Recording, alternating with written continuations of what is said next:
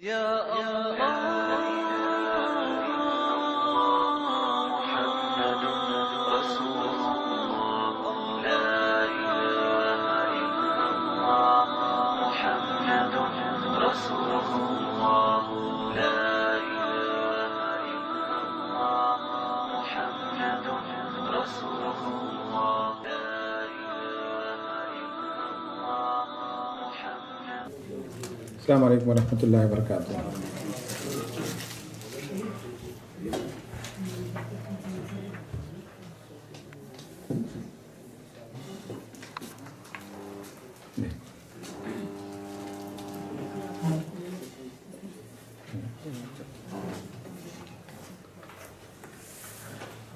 Topic ज़रा लंबा है, how do we achieve what we want to achieve, लेकिन उर्दू में हम कहना चाहें तो कामयाब ज़िंदगी की कलीद चाबी। कामयाब अगर होना है ज़िंदगी में तो उसकी को दरियाफ्त करना पड़ेगा, जिसकी वजह से हमको कामयाबी नहीं मिल रही है, उसको अनलॉक करें तो फिर कामयाब हो सकते हैं। तो हम में से बहुत से लोगों का अगर थोड़ा सा और फिक्र से देखें तो ये मसला है कि बहुत सी चीज़ें हम ज़िंदगी में करना चाहते थे, हम आज भी चाहते हैं, लेकिन कर नहीं सके, बन नहीं सके, वो बन नहीं सके जो हम बनना चाहते थे, वो कर नहीं सके जो हम करना चाहते थे। तो उसके बाद उमूमन हम उसकी जो वजह वो दरियाफ्त करते हैं सामने वाले में। आपने इंटरव्यू सख्त लिया, आपने मार्क सही नहीं दिया, मैं करना चाह रहा था लेकिन आपने हिम्मत अफजाई नहीं की, वगैरह वगैरह। तो इंशाल्लाह आज हम ज़रा, ये मुश्किल है मेरे पूरे लेक्चर में, थोड़ा सा टफ है ये समझने में, लेकिन बात करेंगे हम कि कहाँ प्रॉब्लम है, क्यों हम वो नहीं हासिल कर पाते जो करना चाहते हैं, क्यों हम वो नहीं बनते जो बनना चाहते हैं। एक छोटा सा एक्सरसाइज शुरू करते हैं, ये इंडिविजुअल करें। Imagine the life of A successful person whom you have come across, which के बजाय। तो ज़िंदगी में किसी एक कामयाब आदमी का आप तस्वीर कीजिए, आप अपने लाइफ में, खुद आपके घर के भी हो सकते हैं, कोई भी हो सकते हैं।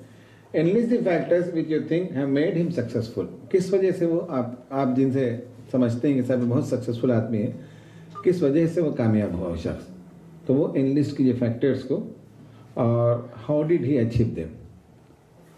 कामयाब आदमी और नाकाम आदमी दोनों हो सकता है।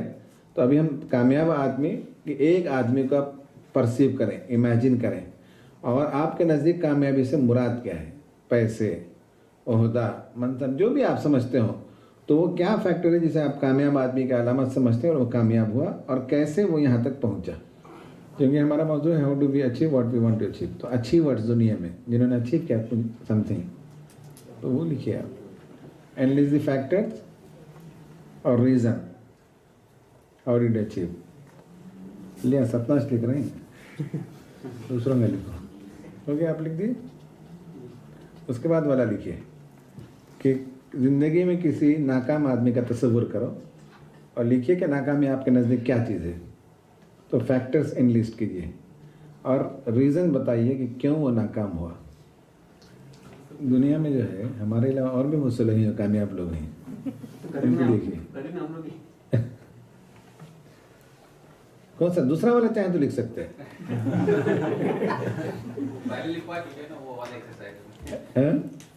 हाँ, अच्छा,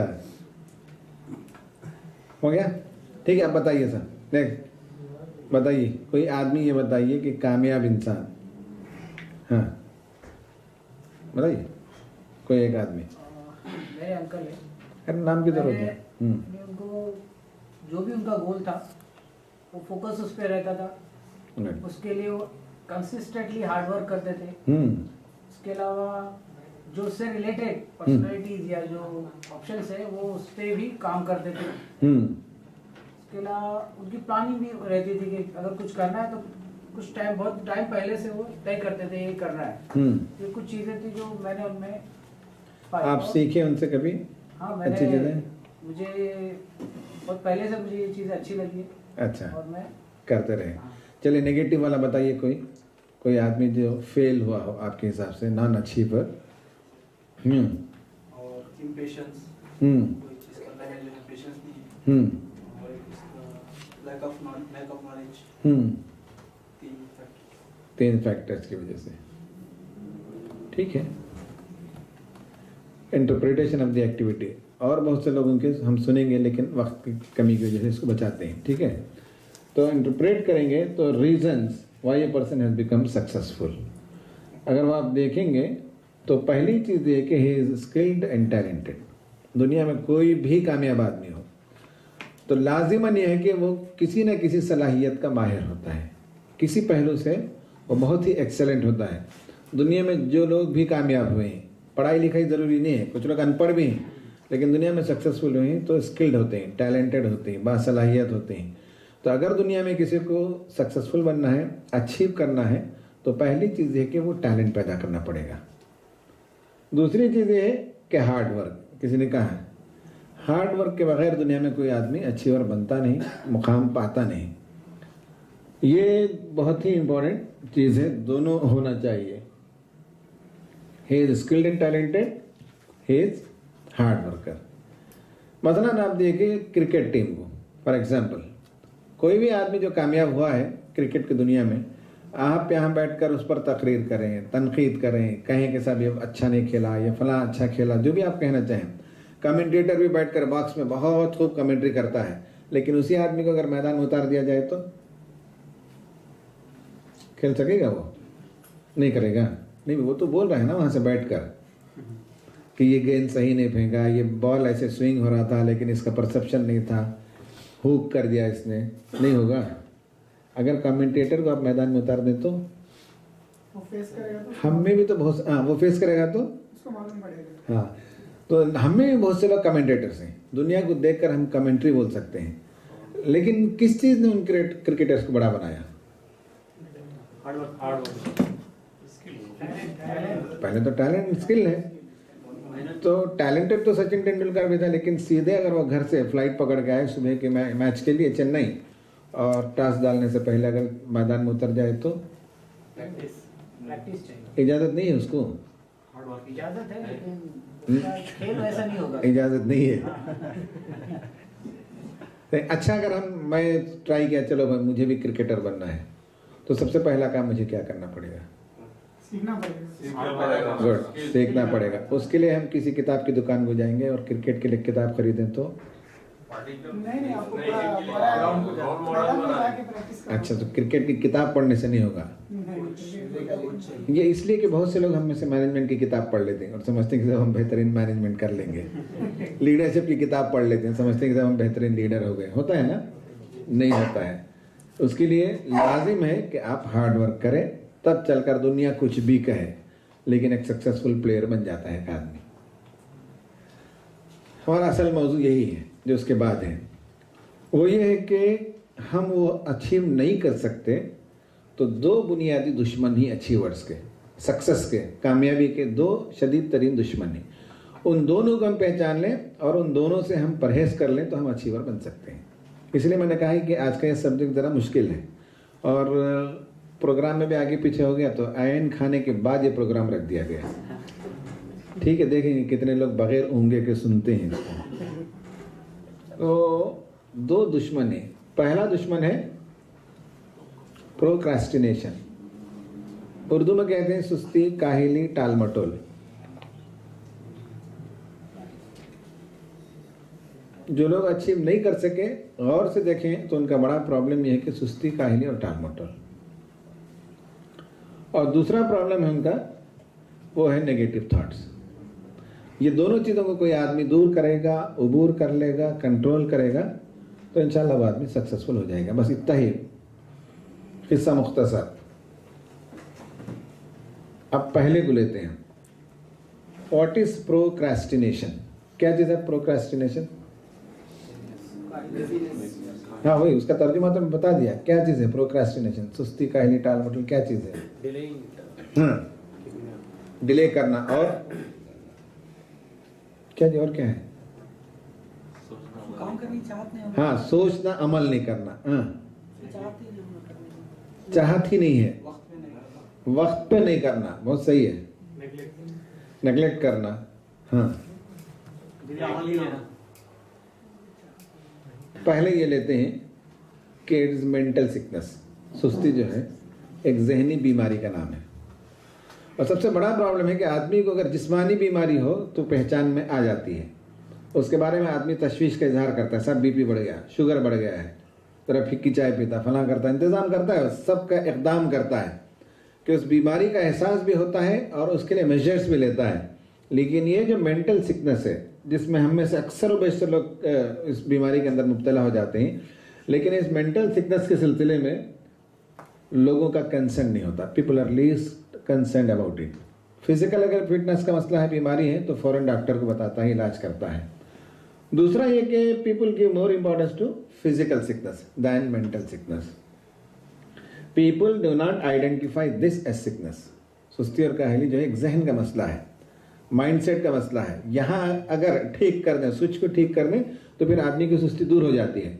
यहाँ होने की वजह से आदमी सुस्त हो जाता है। People do not make this ये मैटर ऑफ डिस्कशन।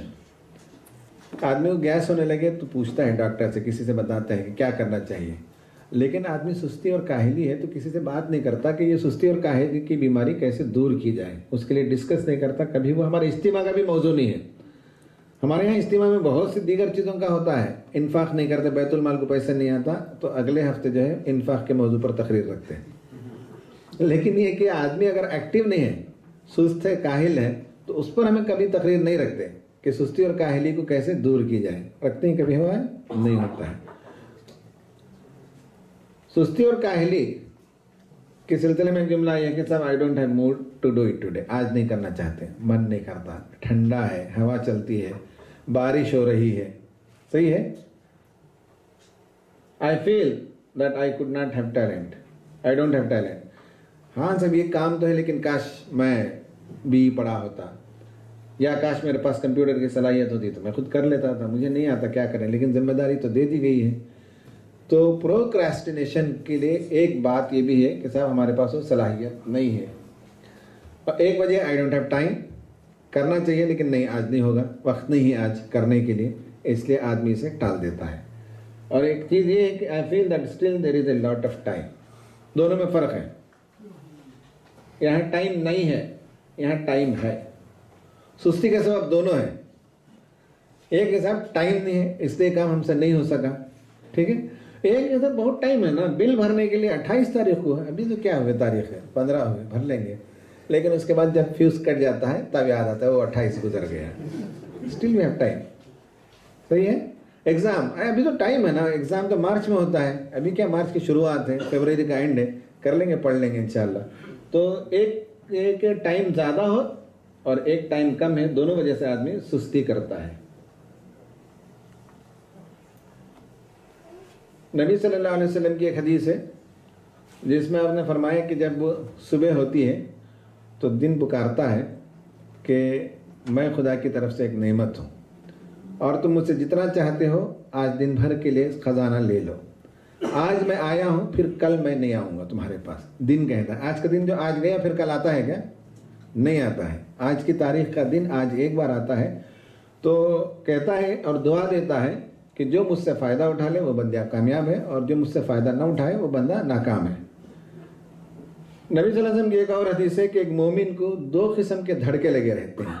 एक अपने माजी का कि जिसके बारे में उसे खदशा होता है कि मैंने जो कुछ किया खुदा के हुजूर में उसका क्या होगा, और एक मुस्तकबिल का धड़का लगा रहता है कि आने वाले दिनों में मैं क्या कुछ करूं, कैसे करूं, खुदा की मर्जी कैसे पाऊं। उसके बाद ही वो हदीस का दूसरा हिस्सा जो हमारे दरमियान आम है, वो हदीस में कहा गया कि जब बंदा खुदा से हुस्न ज़न रखता है तो खुदा भी उसके साथ वैसा ही ताल्लुक़ रखता है।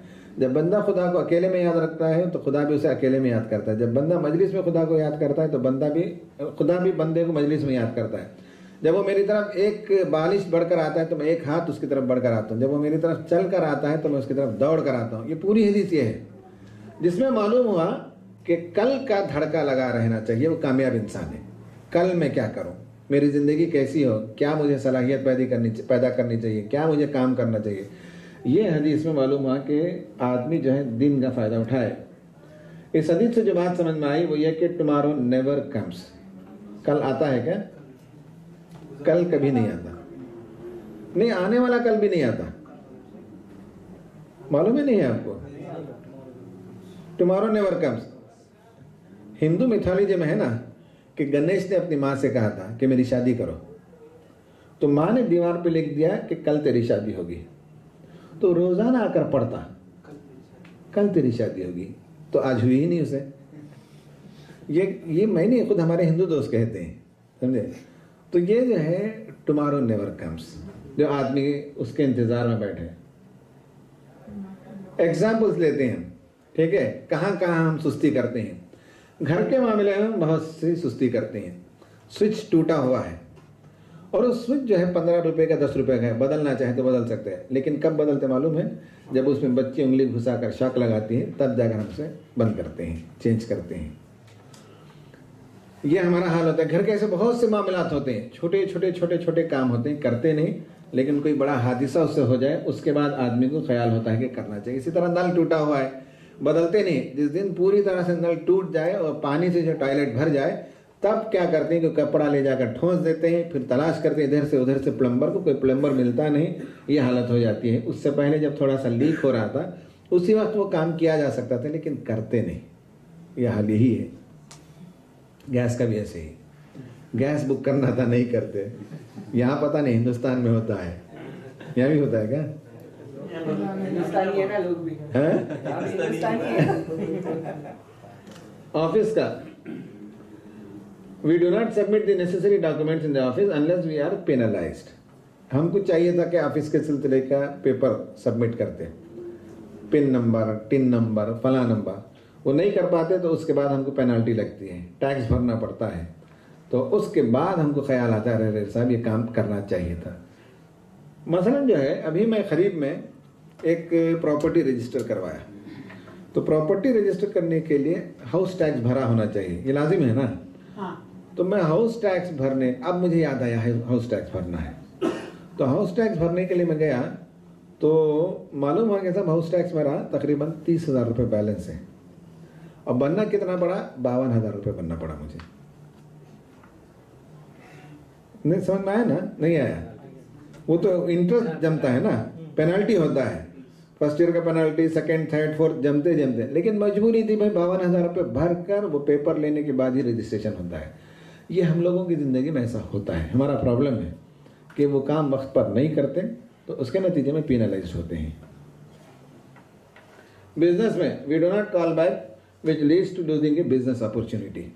हम ऑफिस लेट पहुंचते हैं, मालूम है कि ऑफिस में फलां साहब का फ़ोन आया था और हमारे लिए एक पोटेंशियल बिजनेस अपॉर्चुनिटी होती है, लेकिन हम आने के बाद दीगर मसाइल में उलझ गए, व्हाट्सएप हमने खोल लिया, घर का फ़ोन आ गया, कॉल आ गया, और आज ऐसे ही गुजर गए, हमने उसे कॉल बैक नहीं किया, वो हमसे कुछ पूछना चाहता था, और बाद में मालूम हुआ कि जो बिज़नेस हमारी तरफ आने का था वो बिज़नेस किसी और तरफ चला जाता है, सिर्फ इस वजह से कि हमने कॉल बैक नहीं किया।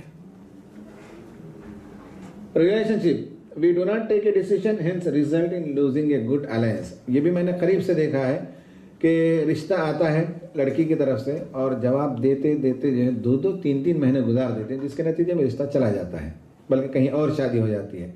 ये सब सुस्ती की वजह से है कि आप पूछेंगे, तब फ़ोन करेंगे, अब्बा को कॉल करेंगे, नानी अम्मा से भी बात कर लेंगे, जिस गांव से लड़के का रिश्ता आया है वहाँ हमारा एक फ्रेंड रहता था, उसे भी कॉल करके पूछ लेंगे। ये सोचते सोचते रहते हैं, लेकिन करते नहीं, जिसके नतीजे में एक अच्छा आया हुआ रिश्ता हम खो देते हैं।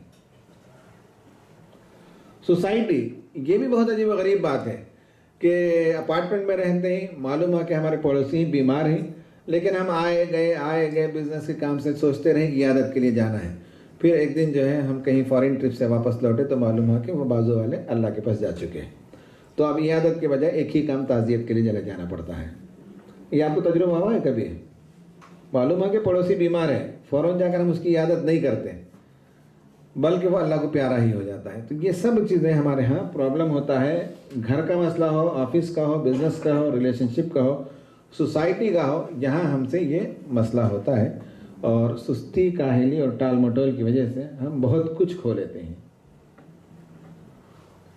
रीजंस फॉर प्रोक्रेस्टिनेशन, किस वजह से हम सुस्ती करते हैं? आई एम टायर्ड, आज तो नहीं होगा सब, तकरीर की तैयारी कल करेंगे, है ना, लाइसेंस बनाना है, आई एम टायर्ड, आज तो नहीं होगा कल करेंगे। Do not want to miss the match. Cricket match चल रहा है, बहुत इंटरेस्टिंग है, इंडिया और पाकिस्तान का, आज देख लेते हैं, कल वो करेंगे। एग्जाम के लिए बाद में पढ़ेंगे। सीरियल औरतों को मसला है कि नहीं आज ये बहुत ही इंटरेस्टिंग, क्या जी वो वो तो बहुत पुराना हो गया है, क्या कि मेरी जात जर्रा बेनिशान। आजकल बहुत ट्रेंड चल रहा है ना पाकिस्तानी सीरियल्स का इंडिया में, नहीं मालूम है? इंडिया में बहुत ट्रेंड है, गैर मुस्लिम भी जो है पाकिस्तानी सीरियल को बहुत देखते हैं। पाकिस्तानी इंडियन नहीं, वहाँ उल्टा है, मेरी जात जर्रा बेनिशान देखने में जो है मिस कर जाते हैं। काम करना है लेकिन नो टूल। आज साहब वहाँ कलर पेन नहीं लाया, नहीं जो ड्राइंग के लिए पेंसिल नहीं लाया मैं, अरे वो बड़ा शीट ले आता तो आज हो जाता था, ड्राइंग कर लेता था, नहीं ला सका मैं आज, है ना? कल अभी भी टाइम है लेकिन कौन जाएगा, अब दुकान वहाँ तक जाना, कल ला लेंगे, आते आते ऑफिस से आते और शीट लाएंगे तब हम उसमें ड्राइंग कर लेंगे। तो वो टूल्स नहीं है, इसके लिए हम ये काम नहीं कर सके। वीकेंड, भाई ये तो वीकेंड है, आज एंजॉय करने का है, ज़रा मूड मस्ती का है। अभी तो क्या है, 2 दिन तो बाकी हैं, जुमेरात जुम्मा, उसके बाद कर लेंगे। लेकिन उसके बाद जुमेरात जुम्मा यूँ गुजर जाता है, पता भी नहीं चलता, हफ्ता आ जाता है। आपको क्या हफ्ता इतवार है, क्या है? जुम्मा हफ्ता है, हमारे यहाँ हफ्ता इतवार होता है। तो ये सब जो है हमारे प्रोक्रेस्ट, क्यों हम अचीव नहीं करते जिंदगी में, यही वजूहात है। मुझे मालूम है काम करना है लेकिन मैं वेट करता हूँ रिमाइंडर के लिए कि कॉल आएगा, इलियास साहब बोलेंगे, वो एक बार रिमाइंड कराएंगे क्योंकि मुझे फलां इज्तिमा के लिए साउंड बॉक्स का इंतज़ाम करना है या फलां पीपीटी का इंतज़ाम करना है। मालूम है कि इज्तिमा में तय हो गया था 3 महीना पहले, 2 महीना पहले, लेकिन फिर भी हमारा ख्याल है कि रिमाइंडर कॉल आ जाए, जिम्मेदार हमको बता दे, व्हाट्सएप में आ जाए, मैसेज आ जाए, तब हम वो काम करेंगे, इसका इंतज़ार होता है। एक बहुत सिंपल रीज़न है, ओवर स्लीपिंग। बहुत सोते हैं बहुत से लोग। कितना सोते हैं आप लोग?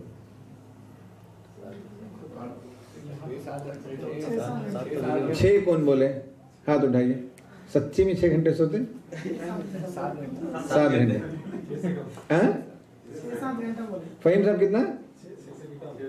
नहीं रियली मजाक नहीं, सक्सेसफुल आदमी है। 6 घंटा 6 से कम सोया तो वो बहुत लोग बहुत सोते हैं, 8 घंटे 9 घंटे 10 घंटे सोते हैं। हाँ वीकेंड में भी कभी भी 6 घंटे से ज़्यादा सोने की जरूरत ही नहीं है। ओवर स्लीपिंग की वजह से भी आदमी सुस्त हो जाता है, सुस्त बंडा बोलते नहीं। How to get rid of it. हमारा सबसे बड़ा दुश्मन सुस्ती है, काहिली है, टाल मटोल है, बहुत सी चीज़ें। तो इसके लिए हम कैसे इससे आज़ाद हो सकेंगे? इसका पहला तरीका यह है कि प्लान एट फजर। ये बहुत ही स्ट्रिक्टली आप कीजिए। फजर की नमाज को उठिए, फजर की नमाज को आप सबसे पहले मस्जिद में दाखिल होने वालों में बनिए। यानी आप जब मस्जिद में जाएं तो वन ऑफ द फर्स्ट रहें, या मस्जिद से निकलें तो वन ऑफ द लास्ट रहें। तो आप अगर मस्जिद में चले जाएं तो फजर जो है सबसे बेहतरीन चीज़ है सुस्ती काहिली को दूर करने के लिए, और प्लानिंग करना चाहिए। प्लानिंग जो है दुआ की शक्ल में ढलनी चाहिए। आज दिन भर के काम के लिए अल्लाह से तौफीक की दुआ मांगे। सुबह उठने के बाद आप दुआ करें, शुरू करें कि बच्चे को इम्तिहान है, उसे इम्तिहान गाह में छोड़ना है, उसकी कामयाबी की दुआ करें। और उसके बाद जो है आपको वालिद साहब को हॉस्पिटल ले जाना है, अल्लाह ताला उनको सेहत आफियत दे, डॉक्टर को सही तशखीस की तौफीक दे। फिर उसके बाद आप अपने ऑफिस में जाना है, तो वहाँ ऑफिस में जो 2 काम पेंडिंग है वो काम आज आसान हो जाए और अल्लाह ताला वो दोनों बिजनेस आपका क्लिक करवा दे। फिर उसके बाद वापस आए तो फलां इज्तिमा को जाना है, उसके लिए मैंने तैयारी नहीं की, अल्लाह ताला से दुआ है कि अल्लाह ताला इल्म दे, पढ़ने की तौफीक दे, मुताले की तौफीक दे। ये पूरा दिन भर का जो शेड्यूल है वो दुआ की शक्ल में आपका शेड्यूल ढल जाए तो मान लीजिए कि आपकी सुस्ती दूर हो जाएगी। सबसे पहला काम है फजर में उठें और फजर में क्लियर हो कि आज क्या क्या करना है। जिन लोगों के पास आइडिया ही नहीं कि आज क्या करना है वो सबसे ज़्यादा सुस्त लोग होते हैं, जिनको मालूम नहीं कि आज दिन भर कैसे बिताना है। सिवाय इसके कि जो मजबूरी का काम है, ऑफिस को जाना, वो तो लाजिमन जाना है, जाकर वापस आ जाते हैं। बाकी चीज़ के बारे में, दिन के बारे में हमारे पास कोई शेड्यूल नहीं होता, प्लान नहीं होता है। तो पहला काम है प्लान एट फजर। दूसरा है break the task into objectives and time. ये दूसरा इंपॉर्टेंट काम है कि दिन भर के काम के लिए आप ब्रेक कर लीजिए चीज़ों को ऑब्जेक्टिव्स में। घर का काम, ऑफिस का काम, जमात का काम, ख़ानदान का काम, जो भी है, सोशल सर्विस का काम, इन सब चीज़ों के बारे में पहले तो आपको आइडिया और सेगमेंट कर लें, अलग अलग सेगमेंट में कर लें। जब ऑफिस का काम है तो चलते चलते एक साथ जो काम हो सकता है उसे आप निमट लें, और फिर घर के काम है उसका टाइम अलग रखें। अब मसलन मिसाल के तौर पर बात बार ऐसा है कि साहब बहुत से काम करने हैं, बैंक का काम है, चेक भरना है और कटिंग करना है, ये दोनों को कौन सी अहमियत देनी चाहिए? बैंक के लिए आपको 3 बजे से पहले करना है, हेयर कट के लिए 5 बजे जा सकते हैं। ये सेगमेंटाइज नहीं कर पाते तो हम सुबह जाकर बैठते हैं या दोपहर में ऑफिस से आते आते हम जो है कटिंग के लिए बैठते हैं, 3 साढ़े 3 बज जाता है। जो आज डीडी के लिए पैसे भरना था वो भर नहीं पाते, तो कल करते हैं तो कल मालूम है कि छुट्टी का दिन है, परसों करते हैं तो लास्ट डेट एक्सीड हो गया, तो इसलिए जो है उसमें 200 रुपये पेनल्टी भरना पड़ता है। हम शेड्यूलिंग नहीं कर पाते, ग्रुप नहीं कर पाते, कौन सा काम कब करना है उसके हिसाब से टाइम सेट नहीं कर पाते। बाद लोग लिख भी लेते हैं लेकिन पहले कौन सा काम बाद में कौन सा काम उनको आइडिया नहीं हो पाता। तो ऑब्जेक्टिव्स में एंड टाइम में ब्रेक कर लीजिए आज दिन भर के काम को। उसका बी रियलिस्टिक। आज आपके पास ऑफिस के बाद 4 घंटा बाकी है, तो 4 घंटे में जो काम हो सकता है वो तय कीजिए। बहुत ज़्यादा जोश जज्बे में इस इज्तिमा से लौटें और एक दिन के लिए 10-10, 15-15 काम लिख लें, तो शाम में घर लौटेंगे तो 2 काम भी नहीं होता, तो आदमी मायूसी होती, साहब होता नहीं साहब हमसे, ये अमीन साहब जो बोल के बेकार है वो, मैं तो फजर में दुआ भी कराया, चिट्ठी भी बनाया, कुछ होता नहीं। 2 काम हुआ, बाकी 12 काम बाकी रह गए। उसकी वजह है कि वी आर नॉट रियलिस्टिक। इहया उलूम फिद्दीन नेक्स्ट हफ्ते तक पढ़ लूंगा। जब 2 चैप्टर पढ़ते तो दिमाग में घुसता ही नहीं, इतने मोटे वॉल्यूम से तो 1 हफ्ते में पढ़ नहीं पाते। तो बी रियलिस्टिक, सेट प्रायोरिटीज। यही जो मैं बताया कि आपको पहले क्या काम करना है। बीमार हैं तो वालिद साहब को पहले हॉस्पिटल ले जाना है, उसके बाद का काम है सब्जी और तरकारी का काम करना है, उसके बाद है इज्तिमा की तैयारी के लिए काम करना है। इसलिए कि ये आगे पीछे कर लेंगे, इज्तिमा की तैयारी पहले करेंगे, तरकारी नहीं लाएंगे तो घर में खाना नहीं बनेगा। प्रायोरिटीज आप में सेट करने की सलाहियत पैदा हो जाए कि आज के दिन कौन सी प्रायोरिटी है। लाजिम नहीं है कल यही प्रायोरिटी हो, कल दूसरी प्रायोरिटी हो सकती है। तो आदमी तरजीहात को तय करने का आदी बने। Do one thing at A time. ये एक सुस्ती काहिनी को दूर करने के सिलसिले में बहुत इंपॉर्टेंट चीज है। बहुत से मसाइल का हुजूम होता है, आदमी को बिजनेस का भी लॉस हुआ रहता है, हमारे आपसी ताल्लुकात में भी एक गड़बड़ हो गया होता है, किसी ने मेरे बारे में कोई गलत बात पहुंचा दी। मालूम होता है कि जमात की कमेटी की जो रिपोर्ट देनी थी वो रिपोर्ट भी मुझे नहीं दे सका मैं, वक्त मेरा निकल गया। तो कई चीज़ों का जब हुजूम होता है तो सबसे बड़ा मसला होता है कि आदमी का ब्रेन शट डाउन हो जाता है। जो आम दिनों में काम करता है वो भी नहीं कर पाता आदमी, जब कई चीज़ों का हुजूम हो, ओवरलोड हो जाए। तो ऐसे में सही तरीका ये है कि एक चीज़ को पहले एड्रेस करें, बाकी दोनों चीज़ को बैक में डाल दीजिए माइंड के, ठीक है, इसको बाद में करेंगे। Address one thing at A time. तो एक चीज़ को आप काम कर लेते हैं तो आपको एनर्जी आ जाती है, सब मैंने ये पा लिया, तो और 2 को करने के लिए एनर्जी मिलती है। लेकिन आप तीनों एक साथ रखते हैं और एक जगह फेल होते हैं तो तीनों जगह फेल हो जाते हैं।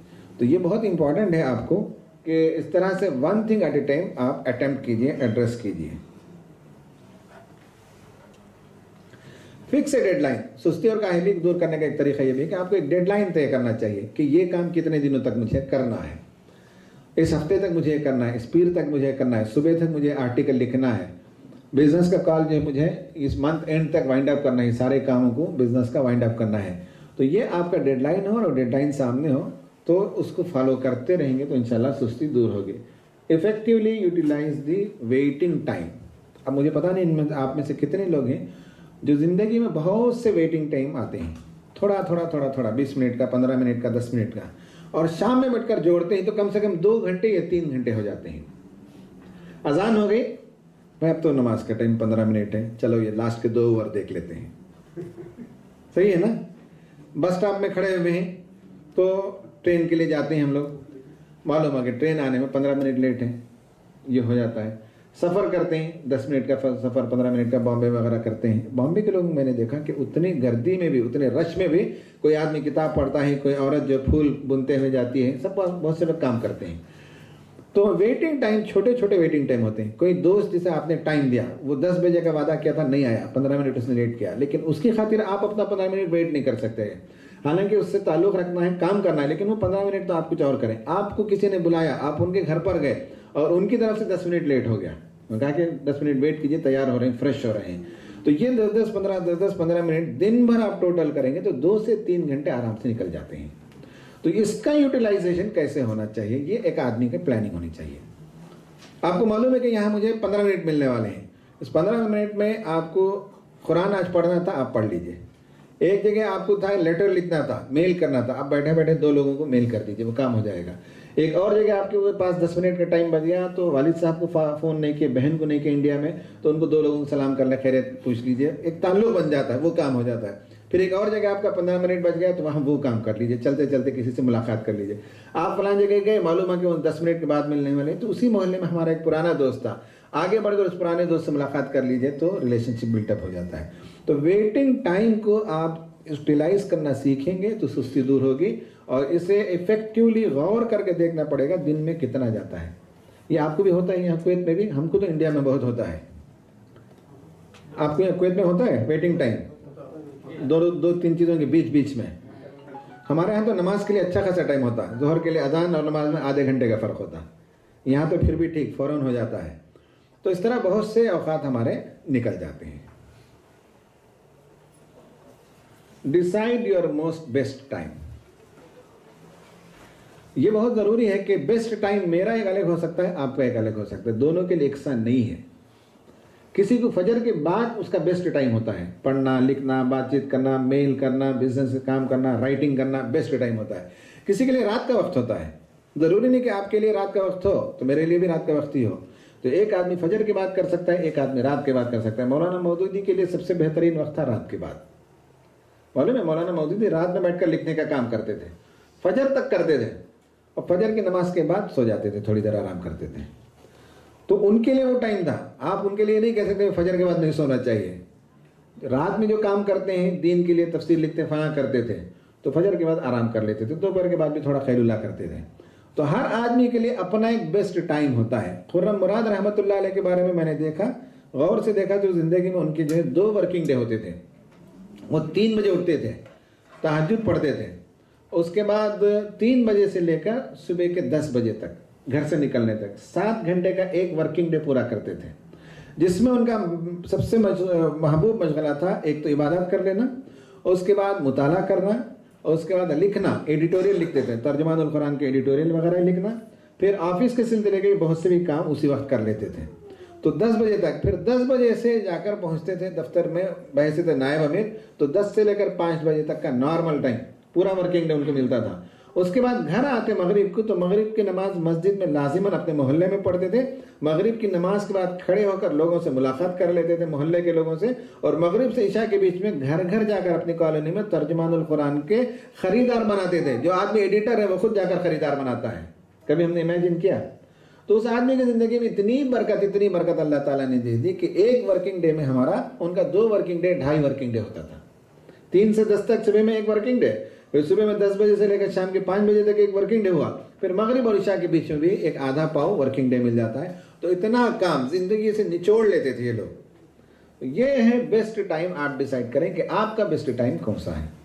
यहाँ कुवैत वालों के लिए कौन सा बेस्ट टाइम होता है? सबके लिए तो एक सा नहीं हो सकता। आपका मिजाज, आपकी तबीयत के हिसाब से क्या है? What is your best time?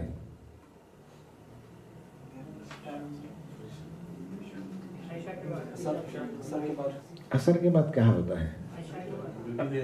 अच्छा, ड्यूटी हो जाती है। हाँ, बाद लोगों को इशा के बाद, बाद लोगों को फजर के बाद है। कुछ लोग फजर के बाद उनको नींद नहीं आती, वही बेस्ट टाइम होता है या कोई अभी भी बाकी है फजर के बाद वाले लोग? अच्छा, ड्यूटी। अच्छा, और make a to do list. आप में से कितने लोग हैं जो रोजाना टू डू लिस्ट बनाते हैं? माशाल्लाह, 1 2 3 लोग बनाते हैं, माशाल्लाह 4 लोग बनाते हैं, 5। तो टू डू लिस्ट बनाते हैं, तो इसमें आप वो सेग्रीगेट करते हैं, जैसे मैंने कहा कंपार्टमेंटलाइज करते हैं चीज़ों को। कभी कभी डिस्टर्ब भी हो जाती है प्रायोरिटीज, होने दें, कोई मसला नहीं है। और टू डू लिस्ट मुस्तकिल बनाइए, 10 काम आप लिखिए, 5 हुआ तो भी आप कामयाब। सुस्ती को आप बीट करेंगे इससे। आपका एम्बिशन था इतना काम करें, लेकिन टाइम आपके पास है, सारे लोग आपके डिस्पोजल पे नहीं हैं। तो बहुत से काम आप जैसे चाहते हैं वैसे होता नहीं। आप चाहते थे इलेक्ट्रिसिटी बिल 10 मिनट में भर के आएंगे, मालूम है जाने बाद क्यों लंबा हो गया। परसों हमारे दोस्त के साथ गए थे वहाँ जैन वो लेने के लिए, 1 घंटे 1.25 घंटे में बस उसमें बैठे बैठे थक गए कार में। बाद में मालूम है कि इतनी लंबी क्यों कि 1.25 घंटे उनको लग गए उनकी बारी आने में। तो कभी कभी अनएक्सपेक्टेड हो जाता है, इसलिए आप 10 काम लिखें तो 5 हो जाए तब भी खुदा का शुक्र अदा कीजिए, बहुत अच्छा हुआ। और सुस्ती काहली को दूर करने के सिलसिले में बहुत सी चीज़ों में से एक है कि आदमी जब सोचता है मुझे ही करना है, तब वो सुस्ती का शिकार हो जाता है। बहुत से काम वो डेलीगेट कर सकता है, बीवी से छोटा मोटा काम दे के जा सकता है, मैं आने तक फला फला पेपर्स तलाश करके रखो, बच्चे से 2-4 काम प्यार से ले सकता है बगैर डंडा उठाए के। ये सब अगर कर लेते हैं, डेलीगेट कर लेते हैं, ऑफिस में आपका ऑफिस बॉय है उससे जो है कुछ काम करवा लेते हैं, तो इंसान के बहुत से काम जो है डेलीगेशन की वजह से भी आसान हो जाते हैं।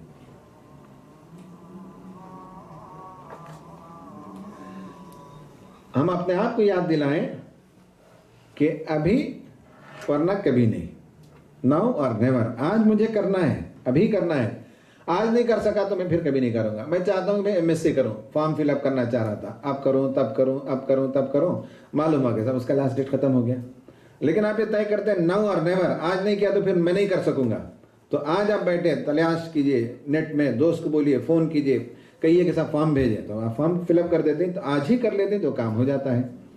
इसी तरह जो है ये आप कहें कि S I can do it, मैं आज करूंगा, ये आप अपने आप से कहिए, सेल्फ सजेशन कहते हैं। आप ये तय कीजिए कि ये मैं करूंगा, अगर आपके अंदर ये इरादा होता है तो आप वो कर लेते हैं। आस्क फॉरगिवनेस, अल्लाह ताला से इस्तिग़फ़ार करें। सुस्ती को दूर करने के सिलसिले में आदमी वक्त का ज़िया करता है, वक्त की कदर नहीं करता, तो इसके लिए अल्लाह ताला से इस्तिग़फ़ार करने के नतीजे में अल्लाह ताला क़ुव्वत देता है, हिम्मत देता है। और आखिर में ये है कि दुआ करनी चाहिए, बग़ैर दुआ के आदमी इन सब चीज़ों को दूर नहीं कर सकता। सुस्ती को दूर करने की कोई दुआ है क्या?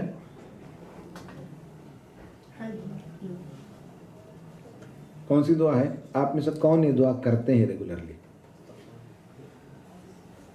बोलिए मंसूरी साहब, सुस्ती को दूर करने की कोई दुआ है? एक मिनट, हाँ बोलिए। अल्लाहुम्मा ला मानिअ लिमा आतीक वला मुअतिय लिमा मनअता वला यनफउ ज़ल ज़द्दि मिनकल ज़द्द। ये दुआ तो अच्छी दुआ है, आपको अच्छी दुआ याद है माशाल्लाह, रेर दुआ है। सुस्ती दूर करने की दुआ नहीं है ये। कंजूसी और सुस्ती के बारे में हैं? कंजूसी और सुस्ती के बारे में नहीं, कंजूसी के बारे में भी नहीं, वो दूसरी चीज़ है।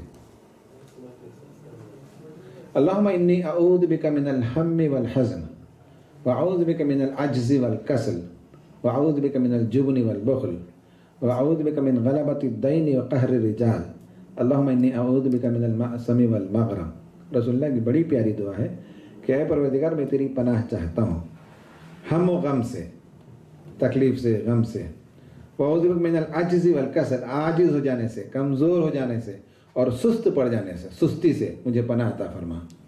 व अऊज़ु बिका मिनल जुब्नि वल बुख़्ल, और बुढ़ापे से भी मेरी हिफाजत फरमा और बखीले से भी मेरी हिफाजत फरमा। व अऊज़ु बिका मिन ग़लबति दैन, और खर्च का बोझ मुझ पर चढ़ जाए, इससे भी मेरी हिफाजत फरमा। व क़हरि रिजाल, और रोज लोग मुझ पर गलबा पा जाए, इससे भी मेरी हिफाजत फरमा। अल्लाहुम्मा इन्नी अऊज़ु बिका मिनल मासमी वल मग़रम, ऐ परवरदिगार खर्च से भी और गुनाह से भी मुझे बचाए रख, महफूज रख। ये दुआ याद नहीं है? किसी को याद नहीं है? यहाँ से जाने के बाद कोई एक इज्तिमा ऐसा कीजिए जिसमें बाज़ बहुत ज़रूरी दुआओं को लिख कर दीजिए, याद करवाइए। ग्रुप में मैं ऐसा ही करता था, जिस ज़माने में मैं एक जगह मेरे मुकामी था, तो वो लोगों को बिठा दें और 5-5 दुआ याद कराइए, 1 घंटा दीजिए आप उनको। तो ख़र्च की दुआ, तकलीफ़ की दुआ, सुस्ती की दुआ, नज़र बद की दुआ, इन सब दुआओं को हम याद करें और दुआ के ज़रिए से बहुत ही शानदार असर होता है। फजर के बाद हर इख़वानी लाजिमन आधा घंटा जिक्र करते हैं, और उनके यहाँ जो जिक्र का निसाब है उस निसाब में ये दुआ शामिल है। आप जानते हैं इख़वानियों के जिक्र का निसाब? नहीं जानते? नहीं जानते? जल्दी बताइए। मासूरात नाम की एक किताब है, आपने देखी है? हसनुल मन्ना शहीद रहमतुल्लाह अलैह की लिखी हुई किताब है मासूरात। वो मरकज़ी मकतबा इस्लामी ने भी छापा है उसको, हो सके तो किताब मंगवा लीजिए।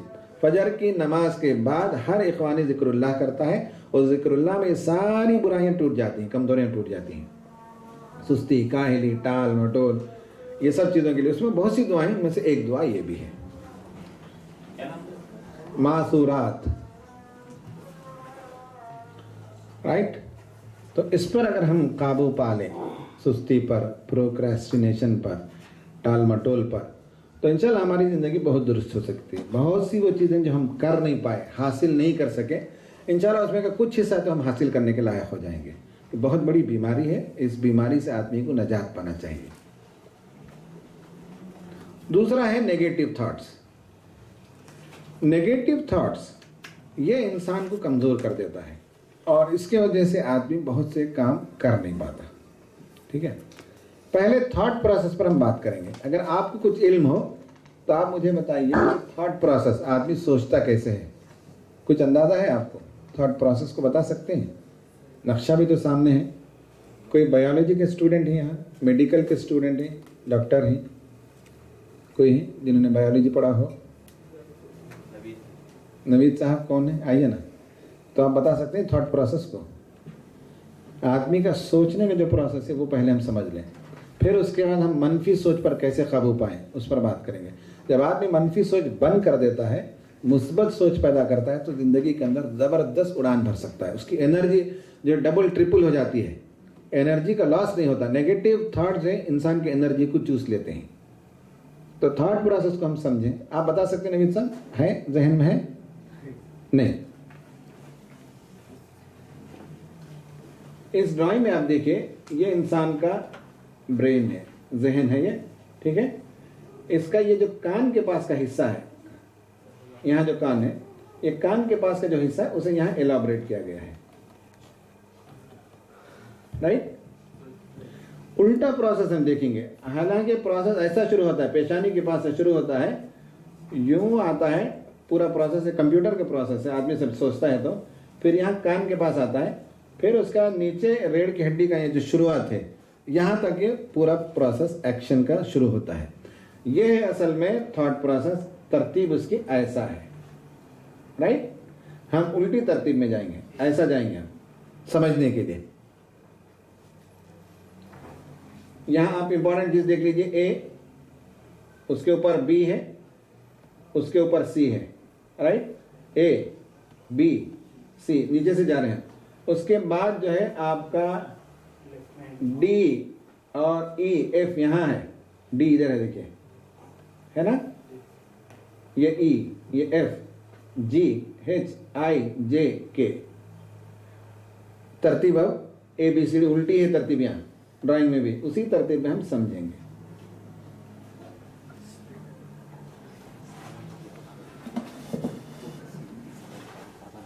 जो सबसे लास्ट हमने देखा, सॉरी,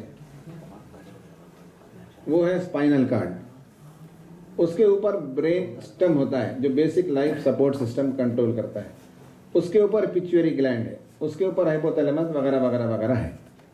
ये तरतीब है। इंसान का जो थॉट प्रोसेस है उसको यूं समझ लीजिए कि सबसे पहले ओल्ड ब्रेन कहते हैं, रेप्टिलियन ब्रेन कहते हैं। रेप्टाइल्स तो हम जानते हैं, उसका एक थॉट प्रोसेस है, बर्ड्स का, रेप्टाइल्स का, जिसे हम ओल्ड ब्रेन कहते हैं। उससे थोड़ा सा डेवलप ब्रेन हो मैमल्स का, गाय वगैरह वगैरह, बकरी का, उससे ऊपर डेवलप्ड ब्रेन होता है इंसान का। लेकिन वेरी अनफॉर्चुनेट होता ही है कि बहुत से इंसान भी जो है जानवर की सतही की सोच में रहते हैं या उससे नीचे भी रेप्टाइलियन सोच में होते हैं।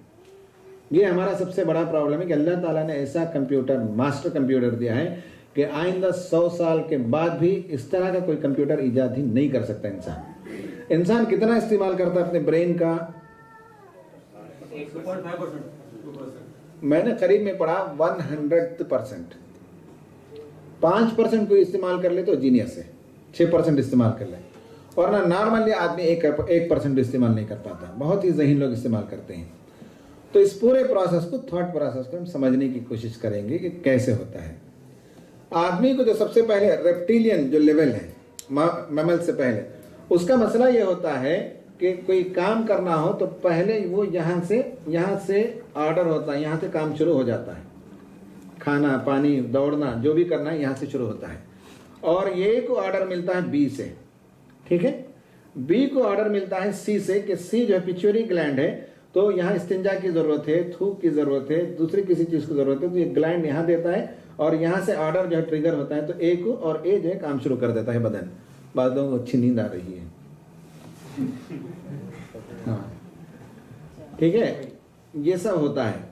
इसमें बुनियादी तौर पर जो रेप्टिलियन ब्रेन है उसका जो काम है जी,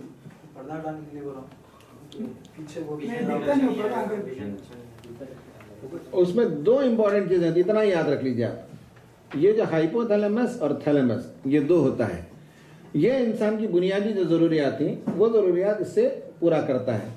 नंबर 1 यहाँ लिखा हुआ है सर्वाइवल ड्राइव्स, आदमी को सर्वाइव करना है, ऑक्सीजन चाहिए, हार्ट का फंक्शनिंग चाहिए। तो रेप्टाइल हो, इंसान हो, सोचता है कि इसके लिए कोई थॉट प्रोसेस होता है हमारे ब्लड को सर्कुलेट करने के लिए? नहीं है। यहाँ से ऑर्डर मिलता है और ये मुस्तकिल कनेक्शन है और चलते रहता है। हार्ट बीट चलता है, ब्लड सर्कुलेशन चलता है और हवा लेना, ऑक्सीजन लेना, ये सब काम चलता है। तो ये रेप्टिलियन लेवल है जिसे हम कहते हैं ऑटो पायलट, खुद ब खुद होता है, जिसमें थॉट प्रोसेस का कोई रोल नहीं है। उससे ऊपर जब आता है इंसान, तो यहाँ जो पार्ट ऑफ ये लिखा हुआ है गैंगिला का, तो ये इंसान का, ये जानवर के लिए भी यहाँ और ऑर्बिटल कॉर्टेक्स, ये समथिंग रॉन्ग।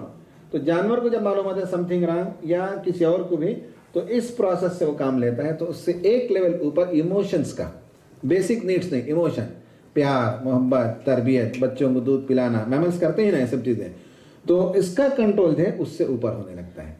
उससे ऊपर इंसान का थॉट प्रोसेस है, ये वेरी वेरी इंपॉर्टेंट है, प्री फ्रंटल कॉर्टेक्स, जो थिंकिंग, प्लानिंग और इमेजिनिंग करता है, यहाँ होता है वो। ये जानवरों के पास नहीं है प्री फ्रंटल कॉर्टेक्स। इसीलिए कुरान में एक जगह है, सूरे कोई है हाफिज इसमें, सूरे मुदस्सिर में गालिबन, कि छोड़ो इसके पेशानी के बाल पकड़कर इसे जहन्नम में डाल दो। कौन सी आयत है वो? हाँ नहीं, वहां नहीं है शायद, एक और जगह है। तो ये इसलिए कि प्री फ्रंटल कॉर्टेक्स हमने तुमको दिया था, ये थॉट प्रोसेस का सबसे इंपॉर्टेंट एस्पेक्ट था। तुमने सोचा नहीं, तुमने रसूल की बात को तस्लीम नहीं किया, तो इसे जहन्नम ही में जाना चाहिए। ये जो बार बार आता है कि पेशानी के बल गिरा दिया गया जहन्नम में, इसलिए कि ये इंसानियत की सबसे अजीम तरीन जो है मता है, इसका इस्तेमाल नहीं किया प्री फ्रंटल कॉर्टेक्स का, तो जहन्नम में जाने के लायक है। तो ये जो प्री फ्रंटल कॉर्टेक्स है, यहाँ सोच का पूरा प्रोसेस होता है। इसको आप पहले समझ लें। इस पूरे प्रोसेस में से प्री फ्रंटल कॉर्टेक्स में आदमी को आइडियाज आते हैं जो जानवर को नहीं आते। जानवर को इससे पीछे तक से शुरू होते हैं। मतलब ये है कि अगर किसी ने उसे दुम को रोन दिया तो वो 1 दिन 2 दिन याद रखेगा। वो आदमी अगर मिल जाए तो उसे लपकेगा उस पर, लेकिन उसके बाद वो ख़त्म हो जाएगा। लेकिन इंसान ऐसा नहीं है, 10 साल तक वेट करता है। इन्हें मुझे पहले 10 साल पहले नुकसान पहुंचाया, तलाश में रहता है। बराबर 10 साल का मिला, फंसा तो उससे बदला निकालता है। करता नहीं करता, जानवर नहीं कर सकता है। इसका जो प्री फ्रंटल कॉर्टेक्स है, यहाँ आइडियाज आते हैं। तो इंसान की जो शख्सियत है वो एक ही शख्सियत के 2 हिस्से हैं। अब अच्छी तरह से समझ लीजिए। एक होता है ऑटो पायलट, एक होता है ड्राइवर। ऑटो पायलट जो है वो खुद ब खुद चलता है। जैसे आपने देखा, यहाँ से जब जाते हैं इंडिया तो थोड़ी देर निकलने के बाद पायलट करता है, ऑटो पायलट में डाल देता है, फ्लाइट ऑटोमेटिक उड़ता है। हम में से बहुत से लोग जिंदगी जो ऑटो पायलट गुजारते हैं। नमाज के लिए हम जब रकात बांधते हैं तो बस खत्म, उसके बाद पूरी नमाज हमारी ऑटो पायलट पर होती है। इमाम साहब सलाम फेरते हैं तो हम भी सलाम फेरते हैं। Is it not a fact? Auto pilot की नमाज होती नहीं होती हमारी? सुबहान अल्लाह अल्हम्दुलिल्लाह 33 बार गिनना है, तो एक बार उंगली रखकर शुरू करें तो अल्लाह अकबर पर हमारा मामला खत्म होता है। इट्स ऑटो पायलट, राइट है? एक होता है ऑटो पायलट और एक होता है ड्राइवर, पूरी जिंदगी को ड्राइव करने वाला। ये दोनों के दरमियान फर्क है। लोग इसे फर्क नहीं करते। उमूमन ऑटो पायलट पे हमारी पूरी जिंदगी होती है। जैसे सांस लेना है, जैसे खून की गर्दिश है, वैसे ही जिंदगी के बहुत से कारोबार भी हम ऑटो पायलट पर चलाते हैं, हम सोचते नहीं। तो ये आदमी सोचना चाहे तो इसमें 2 बातें बताता हूं। नंबर 1, जी सवाल कर रहे थे? नहीं।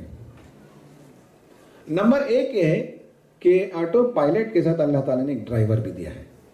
जैसे आप लॉन्ग जर्नी में जाते हैं तो ड्राइवर की सीट पर एक बैठता है, उसके बाद एक नेविगेटर होता है, करेक्ट? नेविगेटर का काम है वो नेविगेट करे, रास्ता बताए, मैप को रीड करें। उमूमन हम हिंदुस्तान में जब लंबा ड्राइव करते हैं तो साथ में मैडम बैठती हैं, तो बातें करते हुए कभी हम चीज़ को चूक जाते हैं, देख नहीं पाते, तो वो अलर्ट कर देते हैं। बाजू बैठने वाला कोई भाई बैठता है, ठीक है, नेविगेटर होता है। इसी तरह जिंदगी की गाड़ी जो चलती है उसमें एक ऑटो पायलट पे ड्राइवर है हमारा, वो चलाता है, लेकिन उसके साथ एक और अल्लाह ताला ने लगाया है, वो हमारा ड्राइवर है, वो हमारा ज़मीर है, वो हमारा शऊर है, जिसके वजह से हम अपनी ज़ात पर झांक कर देख सकते हैं। हमारी ज़ात के 2 हिस्से हैं। तो अब ये कि जब सोचने का मरहला शुरू होता है यहाँ, तो पहले तो ऑटो पायलट ऑर्डर देता है, और ऑटो पायलट के ऑर्डर को अगर रद्द कर सकते हैं तो ड्राइवर रद्द कर सकता है। यहाँ 2 चीज़ें हैं। लेकिन उन्होंने नमाज, जैसे मैंने कहा, ऑटो पायलट पे डाल देते हैं तो हमारा ड्राइवर सो जाता है जाकर, ड्राइवर को कोई काम नहीं है।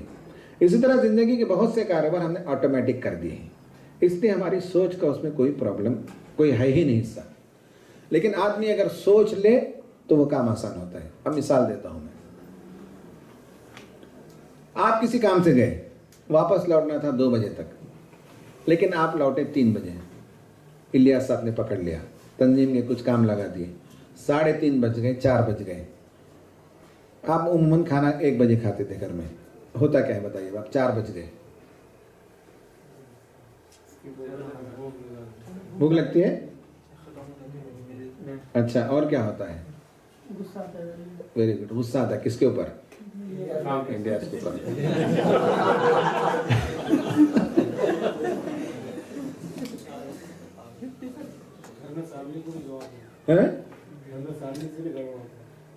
किससे? सामीन से, फैमिली से। भूख लग गई, गुस्सा आया, क्यों? एक्सपेक्टेड नहीं था, आपको एक्सपेक्टेशन था नहीं, लेट कर देंगे, काम ज़्यादा कर देंगे, बातों में लगा देंगे, इसलिए आपको गुस्सा भी आता है, भूख भी लगी होती है। वहीं आप रोजे से हैं तो आपको भूख कितने बजे लगती है?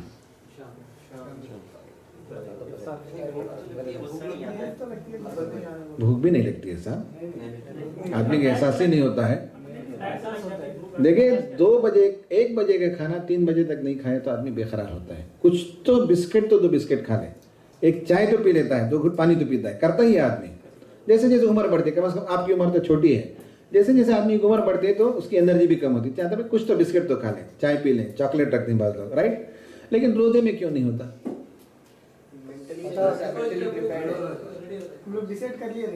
आपने स्विच यहाँ ऑन कर दिया था, है ना? आपने स्विच बता दिया था कि 6 बजे खाना मिलेगा, करेक्ट है, 7 बजे खाना मिलेगा। उसके हिसाब से फिर आपको गुस्सा भी नहीं आता, भूख भी नहीं लगती, नाराजगी भी नहीं होती, एवरीथिंग हो जाता है वहाँ। ये है जहन का कमाल कि आप क्या चाहते हैं वो आप इससे काम ले सकते हैं। आपने अगर इसे पहले से हुक्म दे दिया है कि 6 बजे खाना मिलेगा, 6:20 पे इफ्तार का वक्त है, कार्ड तो लेके लगा लेते हैं हम लोग 2 दिन पहले से, है ना, आइडिया हो जाता है। और सहरी करने से पहले देखता है इफ्तार का टाइम कितना है, तो हमने फीड कर दिया तो भूख ही नहीं लगी, कोई प्रॉब्लम ही नहीं होता, कितना आसानी से हमारा वक्त गुजर जाता है। ये जिंदगी में हमने देखा कि आप अगर जो फीड कर देते हैं वो होता है। कोई शादी को बुलाने आए और आपको जाने का मन नहीं तो आप क्या करते हैं? नहीं, बुलाते वक्त क्या करते हैं? कोई आदमी काट देता आपको, हाँ इंशाल्लाह आएंगे बोलते।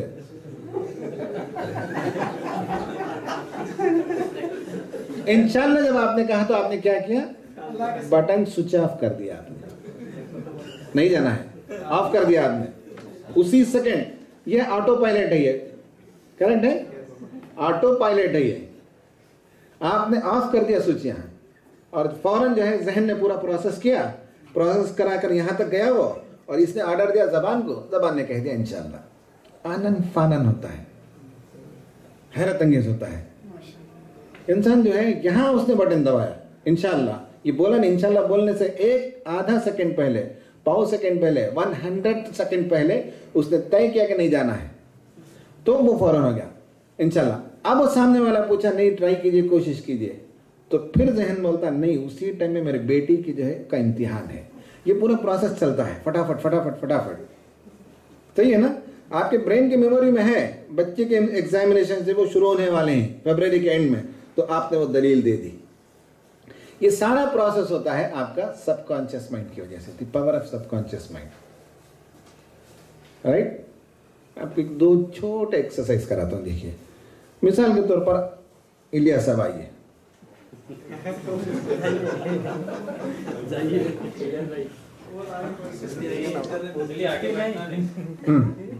ये उठाइए, रख दीजिए, आप मुझे बोलिए उठाइए। नहीं उठा रहा हूं, आप कैसे उठा लिए? आपने स्विच ऑन किया, अच्छा। उसके बाद आपने जो उठाया तो इसमें कितने सेकंड लगे आपको? 1 सेकंड लगा। इसमें कोई तकलीफ, कोई प्रोसेस, कोई आपका इसमें अमल है? कोई अमल है इसमें? लेकिन इसके पीछे जो बहुत बड़ा मैकेनिज्म इन्होंने काम किया, बैठिए आप। बहुत बड़ा मैकेनिज्म। आंखों ने पहले तलाश किया कि वो रिमोट कहाँ है, उसको तलाश किया, माइक को नहीं उठाए वो, राइट। जहन ने बताया कि ये वहां है, फिर उसके बाद जहन के प्रोसेस में गया कि उसका शेप ऐसा है, तो यहां जाकर उसने स्पाइनल कार्ड को ऑर्डर दिया। इसने ऑर्डर दिया हाथ को। हाथ के अंदर 200 से ज्यादा जो है मसल्स पाए जाते हैं, इसके अंदर नर्व्स हैं, इसके अंदर लिम्स हैं, है ना, बोन्स हैं। इन पूरों को यह हुक्म हो गया कि उसे लिफ्ट करना है, तो इस लिफ्ट करने के लिए उंगलियों को बेंड करना है, वेट को उठाने के लायक उंगलियों को टाइट करना है। पेन के उठाने में और एक ईंट के उठाने में दोनों का प्रेशर एक होता है क्या? हम सोच कर उठाते हैं कि पेन के लिए इतना प्रेशर डालना है, ईंट के लिए इतना प्रेशर डालना है, कैलकुलेट करते हैं कभी हम? ऑटोमेटिक होता है, सब पूरा प्रोसेस सेट है। सिर्फ आपने तय किया कि उठाना है। ये किसने तय किया? आपके ड्राइवर ने, है ना। फिर ऑटो पायलट पे चले जाते हैं, ऑटो पायलट पूरा काम करता है और आपने उठा लिया। यह है असल में कि आप जो करना चाहते हैं, तो फिर उसके बाद पूरा सिस्टम आपकी मदद करता है। डिसीजन लेना आपका काम होता है। ये प्री फ्रंटल कॉर्टेक्स में दोनों चीजें होती है। मैं नहीं उठाना चाहा तो आप 100 बोले, 100 बार बोले मैं नहीं उठाना चाहता तो नहीं उठाया। हालांकि आंख, हाथ, पैर सब मेरे उनके वैसे ही हैं, लेकिन मैंने तय कर लिया नहीं उठाना तो नहीं उठाया। मैंने पूरा सिस्टम स्विच ऑफ हो गया मेरा, और उनका सिस्टम स्विच ऑन कर दिया उन्होंने, तो उठा लिया उन्होंने, राइट। ये दरअसल जो है इंसान जो चाहता है वो कर सकता है, जो नहीं चाहता नहीं कर सकता।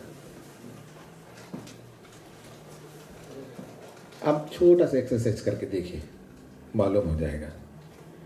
इस कमरे में आप सामने निगाह डालिए वहां से, और पूरा एक राउंड आप पलटिए। इसमें जितनी चीजें वाइट हैं उनका एक तस्वीर कीजिए। चलिए खड़े होकर देखिए, सब लोग 360 डिग्री, किसी को बोलने की जरूरत नहीं है। वाइट पूरा एक राउंड मारिए। कितने एलिमेंट्स आपको देख लीजिए। आप क्या सोचते हैं, क्या डिसीजन लेते हैं, क्या करना चाहते हैं, क्या नहीं करना चाहते, इट ऑल डिपेंड्स कि आप पर है वो। और दुनिया में एक ही चीज पर आपको कंट्रोल है, दुनिया में किसी और चीज पर आपको कंट्रोल नहीं, वो है आपका जहन। आपकी बीवी पर आपको कंट्रोल नहीं, आपके बच्चों पर नहीं, आपके एनवायरनमेंट पर नहीं, किसी पर आपका कंट्रोल नहीं है। सिर्फ आपके जहन पर आपका कंट्रोल है। जो चाहे आप कर सकते हैं। बाज लोग जिनके बारे में है ना, साधु ऐसे करते थे, पानी नहीं पीते थे, सोते नहीं थे, वो ये है कि उनका ब्रेन का पावर इतना इस्तेमाल करते हैं कि अंदर जाते जाते जहां बायोलॉजिकल नीड्स होते हैं, जैसे मैंने बताया पिट्यूटरी ग्लैंड्स और थैलेमस, हाइपोथैलेमस, वहां भी जाकर वो स्विच करने के, स्क्रू को टाइट करने के आदी हो जाते हैं। रसूलुल्लाह के बारे में है कि रात रात भर खड़े होकर तहज्जुद पढ़ते थे, पैरों में वर्म आ जाता था, है नहीं है? हमसे हो सकता है, खड़े हो सकते हैं, हमको पैर दुखने लगता है, कुई कुई कुई की आवाज़ शुरू हो जाती है, सही है ना, जमाई आने लगती है, क्योंकि वो फिजिकल है, बायोलॉजिकल है कि आप थक गए तो आपको जमाई आनी है, नींद आनी है। लेकिन इतना पावर आदमी के सोच में हो जाए कि अंदर जाकर वहां भी उस स्क्रू को टाइट करें। बायोलॉजिकली जो रिक्वायरमेंट और रिक्वायरमेंट में पूरा ना होने थे, तो ये तो बड़े लोग करते ही रहे हैं दुनिया में। उसमें रसूल सल्लल्लाहु अलैहि वसल्लम खुद करते थे, भूखे रहते थे 2-2 दिन 3-3 दिन, है ना, हमसे नहीं हो पाता है। तो ये आदमी के माइंड पावर पर, सोच पर है। उसे नेगेटिव से भरते हैं तो नेगेटिव है जिंदगी, पॉजिटिव से भरते हैं तो पॉजिटिव है।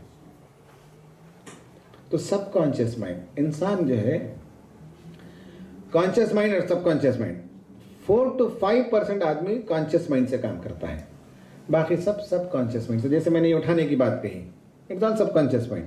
आपने देखा तो सबकॉन्शियस माइंड से देखा, कॉन्शियस माइंड से नहीं देखा।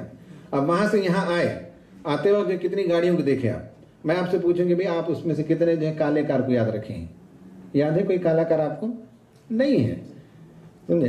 तो इसलिए जो है ये सोच का जो प्रोसेस है इसमें बहुत ही इंपॉर्टेंट है, जिसपे इंसान अपने जहन पर कंट्रोल रखता है, और वो चाहे तो पॉजिटिव कर सकता है, चाहे तो वो नेगेटिव कर सकता है।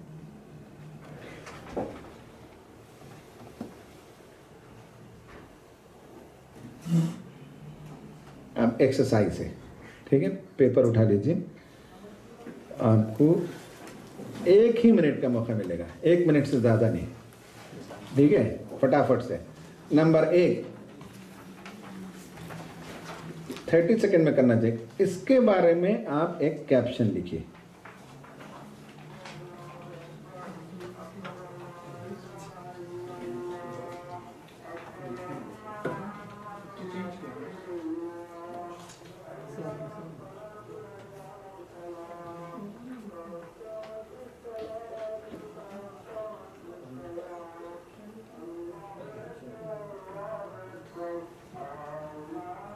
एक कैप्शन लिखिए, एक लाइन। अब इसके बारे में आपको इसमें क्या नजर आता है, जल्दी लिखिए 30 सेकंड के अंदर।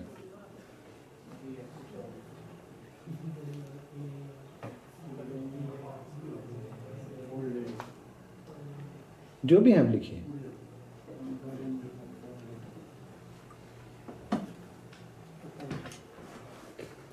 यह है डाटा, समझे?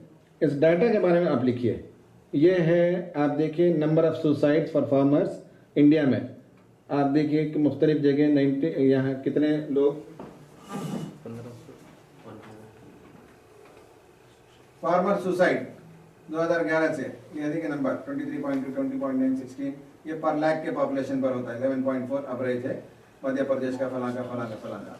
और एक है रेप का इंडिया में, कितने केसेस? वेस्ट में 2174, यहाँ 6227, नॉर्थ में दिल्ली में 5200 चिल्ड्रन, साउथ में 3850, 4400। ये है, ये दो पर आप इस पर एक जुमला लिखिए।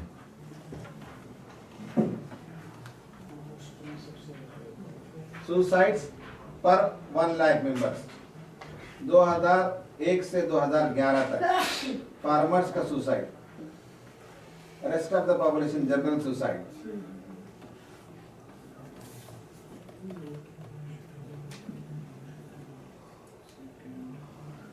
$16.3, 11.1 पर लाख।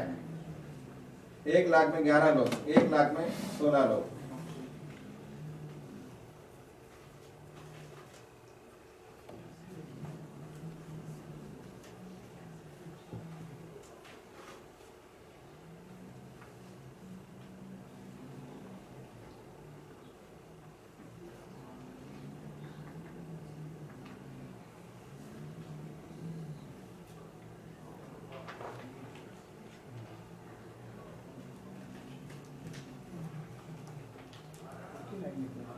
ये एक साल में तकरीबन 20,000 रेप के केसेस हैं।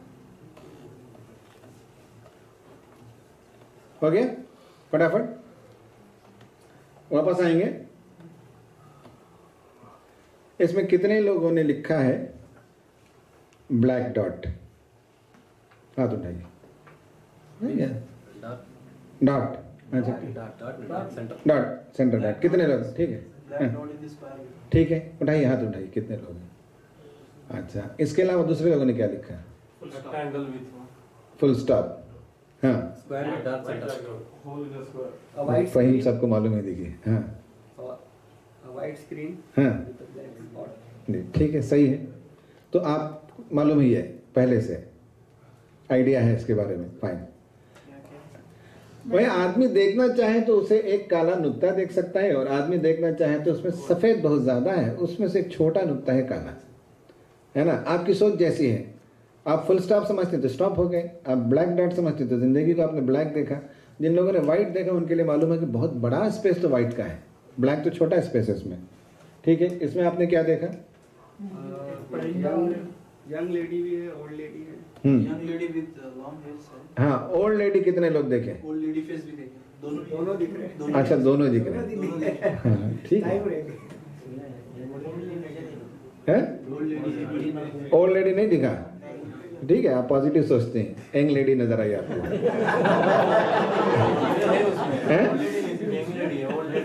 नहीं है? ये बुड्ढी के होंठ है, ये उसकी थूड़ी है, ये उसकी लंबी नाक है, ये उसकी आंख है, ये स्कार्फ है। सही है?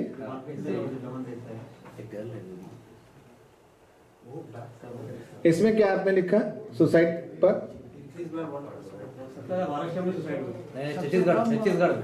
छत्तीसगढ़ में हाईएस्ट सुसाइड रेट हाँ जी, एवरेज इंक्रीज में 1%। अच्छा, रेप पर क्या लिखा लोगों ने?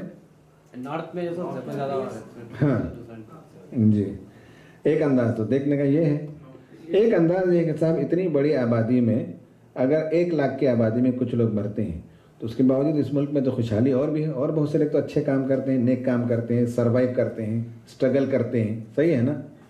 तो मीडिया हमको बताता है ऐसा हुआ रेप के बारे में। जिस मुल्क में 120 करोड़ की आबादी है और जहाँ बेहयाई है, उसमें से जो है 15-20 हज़ार लोग उसमें केस जो लिखाते हैं, तो फिर सेंट्रल सुप्रीम कोर्ट ने बताया कि उसमें 84% केसेस झूठे होते हैं। रेप के सिलसिले में उमूमन जो लव अफेयर होता है, शादी का वादा करता है लड़का, बाद में शादी नहीं कर लेता, तो वो रेप केस में लिखा देते हैं। तो जो केसेस जाते हैं उनमें से बहुत बड़ी तादाद तो वो है जो झूठी है। उसके अलावा तो हिंदुस्तान में माशाल्लाह आज भी जो है फिर भी बहुत पीसफुल माहौल है। गांव में जाके देखे, विलेजेस में देखे, छोटे छोटे गांव में देखे, औरतें काम करती हैं, आज़ादी से फिरती हैं। बेंगलुरु आकर देखे, कोई हाथ लगाए, बेंगलुरु का जो मेन एरिया है, सेंट्रल स्टेट्स का एरिया, वहाँ 3 पुलिस स्टेशन है। वहाँ जाकर केस तलाश कीजिए, एक केस भी आपको चेन स्नैचिंग का और औरतों की छेड़छाड़ का नहीं मिलेगा। जो मेन MG रोड है, कमर्शियल स्ट्रीट है, शिवाजी नगर है, इस पूरे इलाके में पुलिस स्टेशन में आपको एक रिपोर्ट नहीं मिलेगी। सेफ जगह है। तो देखने का नुक्ता नजर है कि आप उसको देखते हैं जैसे मीडिया हमको सुनाता है कि हिंदुस्तान में रेप ही रेप होता है, तो एक नुक्ता नजर हमारे जहनों में बन जाता है। एक नुक्ता नजर यह कि इसमें साहब झूठ है, फलां है, इतनी बड़ी आबादी में 1 करोड़ 20 लाख की आबादी नहीं, 120 करोड़ की आबादी में ये स्टैटिस्टिक्स कुछ भी नहीं है। हिंदुस्तान आज भी बहुत सेफ है, आज भी औरतों की इज्जत है, आज भी औरतों का एहतराम है हिंदुस्तान के अंदर। तो ये नुक्ता नज़र आप जो चाहें इसमें से इंटरप्रेट करते हैं, ये हमारा अपना सोच है। मीडिया वाले ने वो सुनाया तो वो हम देखते हैं, अगर हम ऐसा देखना चाहें तो इस नुक्ता नज़र से भी देख सकते हैं।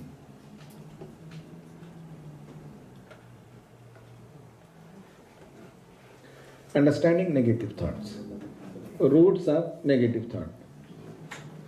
Number 1, greed. आदमी के अंदर जो मनफी सोच पैदा होती है उसके बुनियादी सबब है greed, I want. I want कौन बोलता है? आदमी के अंदर का जो ऑटो पायलट है, जो ख्वाहिशात नफ्स हैं, वो है आई वांट। और आई वांट, कोई आदमी किसी चीज को पाकर मुतमईन हो जाता है? नहीं होता, और चाहिए, मजीद चाहिए। रसूलुल्लाह ने क्या कहा था हिर्स के बारे में, ग्रीड के बारे में? इंसान की ग्रीस जब तक खत्म नहीं होगी, जब तक वो कमर तक नहीं।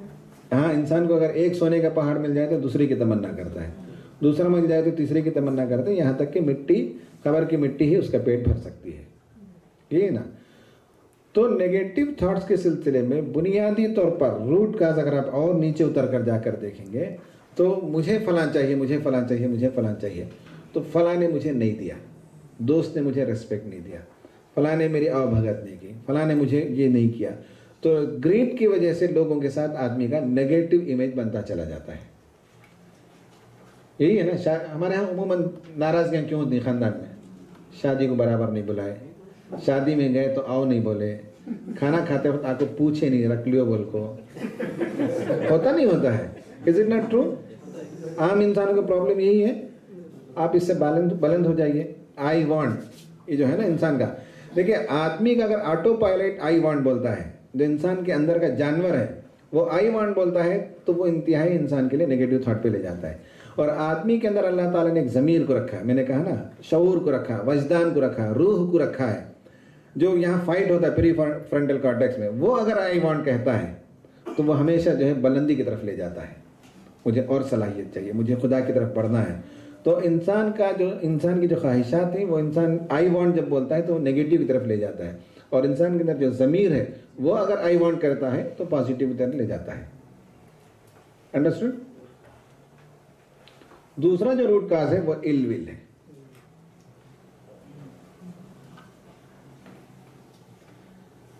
बात चीज़ों का आदमी पसंद नहीं करता, get it away from me, हटाओ इसे, हटाओ। कोई आदमी हमारी तनकीद करता है, कोई आदमी हमारे बारे में कोई बात करता है, कंपनी में हमारे काम का परफॉर्मेंस अप्राइजल होता है, सही हमने काम नहीं किया, तो आदमी चाहता है कि उसे हटाए, निगाह से दूर हटाए। इल विल, उस सिलसिले में नफरत पैदा हो जाती है। और इंसान का सबसे बड़ा प्रॉब्लम यही है, नफरत। रिश्तेदारों में नफरत, दोस्तों में नफरत, एक दूसरे को जो नहीं चाहते, ये सब नफरत ही टर्न होता है गीबत में, नफरत ही टर्न लेती है। उसके बाद आदमी जो है एक दूसरे की गीबत करता है, बुराई बयान करता है। तो ये नफरत एक रूट काज है नेगेटिव थॉट्स के लिए। आदमी नफरत को बंद करे, हर एक से मोहब्बत करना सीखे, किसी से बैर नहीं। रसूलुल्लाह जैसे थे ना, पाक साफ सीना रखते थे। आप कहते थे साहबा से, कोई किसी के बारे में मेरे पास आकर उसकी बुराई बयान ना करे, मैं चाहता हूं कि मेरा दिल साफ रहे। तो नेगेटिव थॉट्स आने की एक वजह ये है। और तीसरी चीज़ है इग्नोरेंस। आदमी कोई चीज़ जानना नहीं चाहता। बहुत से मर्तबा आपने देखा होगा कि आप जाकर किसी से तारुफ कराते हैं तंजीम और तहरीक का, वो सुनना नहीं चाहता। नहीं साहब, मैं सुना कि मौलाना मौदूदी ऐसे हैं, उन्होंने सहाबा को गाली दी है। नॉलेज है ये? इग्नोरेंस है। इग्नोरेंस है ना, नेगेटिव थॉट। भाई जमात के बारे में उसका नेगेटिव थॉट है, किस लिए है? नॉलेज की बुनियाद पर है उसका नेगेटिव थॉट, इग्नोरेंस की बुनियाद पे है। उसने पढ़ा नहीं, देखा नहीं, समझना नहीं चाहता, तो इसलिए ऐसा होता है। मियाँ बीवी में झगड़ा हो जाता है, सही है, उसकी बुनियाद भी वही है, इग्नोरेंस। आदमी नहीं पहचानता कि उसकी बीवी उसे कितनी मोहब्बत करती है। एक छोटी चीज को पकड़ लेता है कि रोटी वो लेट से पकाई, सुबह में वो देर से उठती है, इग्नोरेंस। बाकी सब चीजों से वो इग्नोर करता है। हालांकि अल्लाह के खुद कुरान में कहा ना कि अगर तुम्हारी बीवी के अंदर एक चीज जो तुम्हें नापसंद हो तो कई ऐसी चीजें हो सकती हैं जो तुम्हारे लिए पसंदीदा हो सकती हैं। कुरान तो ये बताता है, लेकिन आदमी इग्नोर करता है उसकी खूबियों को, उसकी भलाइयों को, उसकी मिठास को, प्यार को, मोहब्बत को, और नेगेटिव चीज़ को देखता है, इग्नोरेंट होता है। तो भलाइयों को इग्नोर करता है और मनफी चीज़ों को सामने रखता है, तब आदमी के अंदर नेगेटिव थॉट्स पैदा होते हैं। तो ये तीन वो दुश्मन है नेगेटिव थॉट्स के लिए। ये तीन चीज़ें हैं जिसे निकालना चाहिए। इंसान अपने जहन से निकाले, किसी के बारे में इल विल ना हो, ग्रीड ना हो और इग्नोरेंट ना हो। किसी के बारे में कोई राय कायम करता है तो इल्म की रोशनी पर होना चाहिए। ठीक है, ये बहुत सिंपल है, मैं आगे स्किप करता हूं। बाद लोग मुझसे पूछ भी रहे थे, इंटरनेशनल के ऊपर बहुत से वाकयात होते हैं ना, तो हमारा एक जहन बन जाता है। टेररिज्म का भी यही है, इग्नोरेंस ही है। पूरी दुनिया में मुसलमान को जो लोग टेररिस्ट समझते हैं वो क्या इल्म की बुनियाद पर समझते हैं या इग्नोरेंस की बुनियाद पर? तो ये नेगेटिव थॉट की बुनियाद है ना। आदमी का जो नेगेटिव थॉट है वो इग्नोरेंस की बुनियाद पर है। ऐसे हमको भी मीडिया ने बात लोगों के बारे में बात समझा दी है, तो हम यही समझते हैं कि वो तंजीम ऐसी है, वो ऑर्गेनाइजेशन ऐसा है, वो ग्रुप ऐसा है। उसकी वजह यह है कि हमारा इग्नोरेंस है। अब हमारा वक्त खत्म हो रहा है। How to control negative thoughts. Number 1, observe your mind. जब भी थॉट्स आते हैं तो सबसे पहला काम है कि हम अपने जहन को ऑब्जर्व करें। वो मैंने वहां भी बताया था, हम टायर्ड, यहाँ भी देखें क्यों टायर्ड है, आप उससे पूछिए। मैं सुबह से खड़ के तकरीर कर रहा हूँ, मैं टायर्ड नहीं हुआ, क्यों नहीं हुआ? मैंने क्या कि मुझे शाम तक खड़े होना है। हाँ, मुझे तय है कि करना है, तो मुझे थकान होती ही नहीं। आई एम टायर्ड इसलिए कि आदमी ने वो पहले से सोच लिया कि साहब मुझे आधे घंटे से ज्यादा काम नहीं करना है। आई एम टॉन्टेड नहीं, आई एम टॉन्ड, वो मिस्टेक है टाइपिंग का, TORNED, फट गया between my wife and my mother. Negative thought है ये आदमी का। ना इधर बीवी को समझा पाता, ना इधर माँ को समझा पाता, बता मैं फट गया बीच में। ठीक है, ऑब्जर्व योर माइंड। पहला हम ऑब्जर्व कर रहे हैं कहां कहां क्या क्या जुमले आप बोलते हैं। देखिए आप, I really did it, but मैं तो बहुत कोशिश करा साहब, आप बहुत तासुब है वहां सामने वालों में, हमारा फाइल आगे ही बढ़ाते नहीं। मैंने तो बहुत अच्छा इंटरव्यू दिया, लेकिन इंटरव्यू में जो बैठा था उसके पसंद के कैंडिडेट को उसने सेलेक्ट कर लिया। Observe your mind. People are thankless, बड़े नाशुक्र लोग साहब, ऐसा ही होते लोग, जमात के लोग ऐसे ही होते हैं। ये मैं मिसाल के लिए कहा भाई। I get no appreciation. क्या साहब कितनी अच्छी तकरीर तैयारी करके गया, दरस कुरान दे के आया फला मोहल्ले में, एक लफ्ज तारीफ का नहीं बोले ना साहब। कैसे लोग आए। Alas I was a city dweller. क्या साहब मैं शहर में पैदा होता तो कितना अच्छा था, फर्राटिक इंग्लिश बोलता था, बहुत तेज तरह गांव में पैदा हुआ, इस वजह से मैं ऐसा हूँ आज। जो कुछ भी हूँ उसकी वजह यह है कि साहब मैं गांव में पैदा हुआ। I was a software engineer. काश मैं सॉफ्टवेयर इंजीनियर होता तो इनकी तरह पैसे कमाता, कुवैत को आता था, मैं फलां करता था। मुझे कुछ आता नहीं, मैं सॉफ्टवेयर नहीं किया उस जमाने में। हमारे बहुत से दोस्त बोले कि साहब सॉफ्टवेयर ले लो। मैं सिविल में गया और सिविल में जाने का बड़ा नुकसान हुआ। I should have invested then. पैसे उस जमाने में था, बेंगलुरु में ले लेना था प्लाट। बोले उन्होंने तभी 2 लाख रुपए में मिलता, बोलता मैं नहीं लिया। क्या साहब आज 2 करोड़ रुपए हो गए ये जगह। बोलते नहीं बोलते, I had told you so. बेटा बोलते तब भी बोले मैं, तू ये करता मुझे मानो। I knew it already. तू तोड़ता अगर मुझे मालूम था पहले से, तू ले को गया ढंग मुझे मालूम, गिरा था तू गाड़ी को। राइट, ऑब्जर्व योर माइंड के आप क्या क्या जुमले बोलते हैं। ये सब मनफी जुमले बोलते हैं आप। कहीं आपने बच्चे पर एतमाद नहीं किया, कहीं आपने आपको जो है वो ऋषि मुनि समझ लिया, आपने जो प्रिडिक्ट किया वो हो जाना है तो हो गया, कहीं आप जो है ज़माने पर ब्लेम करते हैं कि साहब उस वक्त में नहीं लिया, कहीं कहते हैं कि साहब मेरी तालीम बराबर नहीं, कहीं कहते हैं कि मेरी पैदाइश बराबर नहीं, अल्लाह मुझे गलत जगह पैदा किया है ना, कहीं कहते हैं कि लोग बराबर नहीं, अप्रिसिएशन ही नहीं मिलता है, थैंकलेस नहीं, ये वो सब जितना ये है, ये नेगेटिव थॉट से सबसे पहला काम है ऑब्जर्व योर माइंड। फास्ट चलेंगे।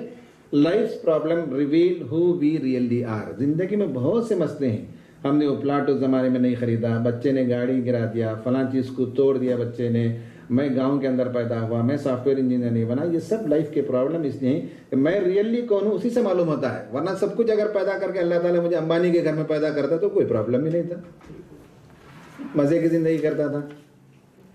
करेक्ट। तो नेगेटिव थॉट जो है वो इंसान गौर करे, देखे कि जितने प्रॉब्लम्स आए जिसका रोना हम रोते हैं वो दरअसल हमारी असल ज़िंदगी है। उसी सिलसिले में बहुत अच्छा कोटेशन है, watch your thoughts they become words, watch your words they become action, watch your action they become habit, watch your habit they become a character, watch your character they become destiny. आप अपने जहन को गौर से देखते रहिए, उससे आपकी पूरी किस्मत बनती है। देखिए थॉट से लेकर किस्मत तक आपकी पूरी किस्मत इस पे डिपेंडेंट है।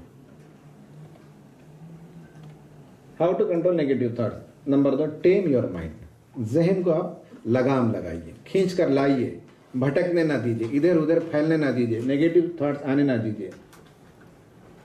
अब मैं चाह रहा था लेकिन वक्त हो गया है, एक एक्टिविटी करूं मैं, वक्त हो गया है। नंबर 1 ये है कि एक्टिविटी राइट अबाउट योरसेल्फ। आप अपने बारे में लिखें, list 5 things that you are grateful for. वो लिखते तो आप, मैं बताता था कि आप नेगेटिव सोचते हैं पॉजिटिव सोचते हैं। List 5 things that you are grateful for right now. ये जो है आप अपने जहन को पॉजिटिव बनाने के लिए 5 वो चीजें लिखिए जिसके बारे में आप शुक्रगुजार हैं खुदा के। लिख सकते तो लिखिए जल्दी।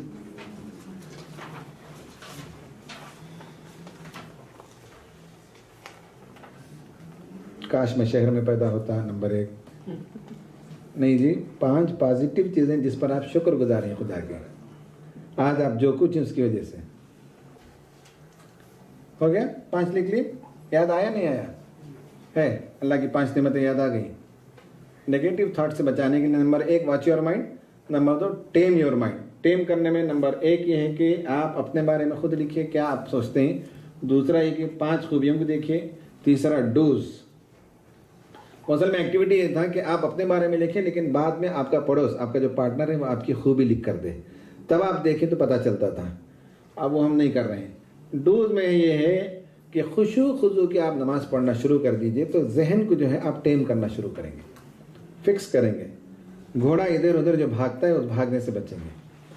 आपको अगर नमाज में सजदे सहू ज़्यादा होता है तो उसका मतलब है कि अभी आपका माइंड वैंडर करता है, भागता है इधर उधर। आप खुशू खुजू की नमाज पढ़ते हैं तो उसका मतलब है कि आपको अपने माइंड पर कंट्रोल है। माइंड पर कंट्रोल होने की अलामत है खुशू खुजू की नमाज।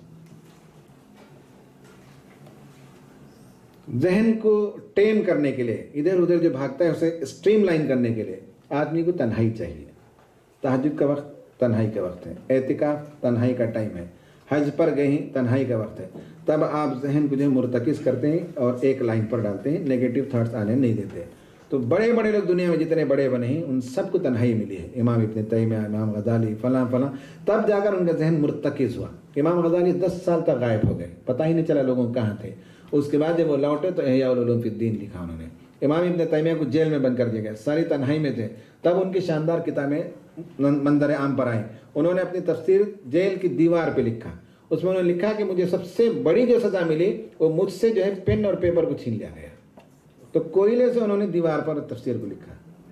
तो आदमी की तन्हाई जो है वो उसको कंसंट्रेट करने में मदद देती है, स्ट्रीमलाइन करने में मदद देती है। आदमी अगर चाहे तो कर सकता है। नंबर 3, शैतान से आप वाकिफ रहिए। शैतान है जो आपके अंदर मायूसी पैदा करता है, नेगेटिव थॉट्स लाता है, लोगों के बारे में बदजनी पैदा करता है, सुएजन पैदा करता है, वो ऐसे हैं, ये ऐसे हैं, ये ऐसे हैं। मसलन आपने कॉल किया और कोई आदमी आपका सामने वाला कॉल नहीं उठाया, तो क्या रीजन आपके जहन में आता है? आप बताइए। मीटिंग में था। आपका जहन क्या बोलता है? बिजी होंगे। आपका जहन क्या बोलता है? बिजी होगा, और देखा नहीं होगा, साइलेंट होगा। देखा नहीं होगा। और आप? इग्नोर कर रहा हूँ हाँ, जानबूझ के उठा नहीं रहा। कई को पैसे देना, हमें पूछे तो फोन करे पैसे देना फोन। भाई आप ये भी सोच सकते हैं टॉयलेट में होगा, ये भी सोच सकते हैं नमाज में होगा, सही है ना। तो हुस्न ज़न और सुए ज़न जो है शैतान पैदा करता है। और आदमी का दिल, इसको जो है मतलब एक डोज में इसे पाक रखना है। फुआद जब कहते हैं तो फिजिकल हार्ट को कहते हैं, कल्ब जब कहते हैं तो स्पिरिचुअल हार्ट को कहते हैं, the place where the soul resides. और the conflict is in the prefrontal cortex between extra dimensional self and extra dimensional enemy. ये आप गौर करें कि एक्स्ट्रा डायमेंशनल सेल्फ जो आपका सोल है, आपके ज़ात से बाहर की एक चीज़ जो नज़र नहीं आती है, वो सोल, और फिर आपकी ज़ात से बाहर एक दुश्मन है शैतान। इन दोनों के दरमियान जो लड़ाई होती है प्री फ्रंटल कॉर्टेक्स में, वो उसको आप ज़हन में रखें।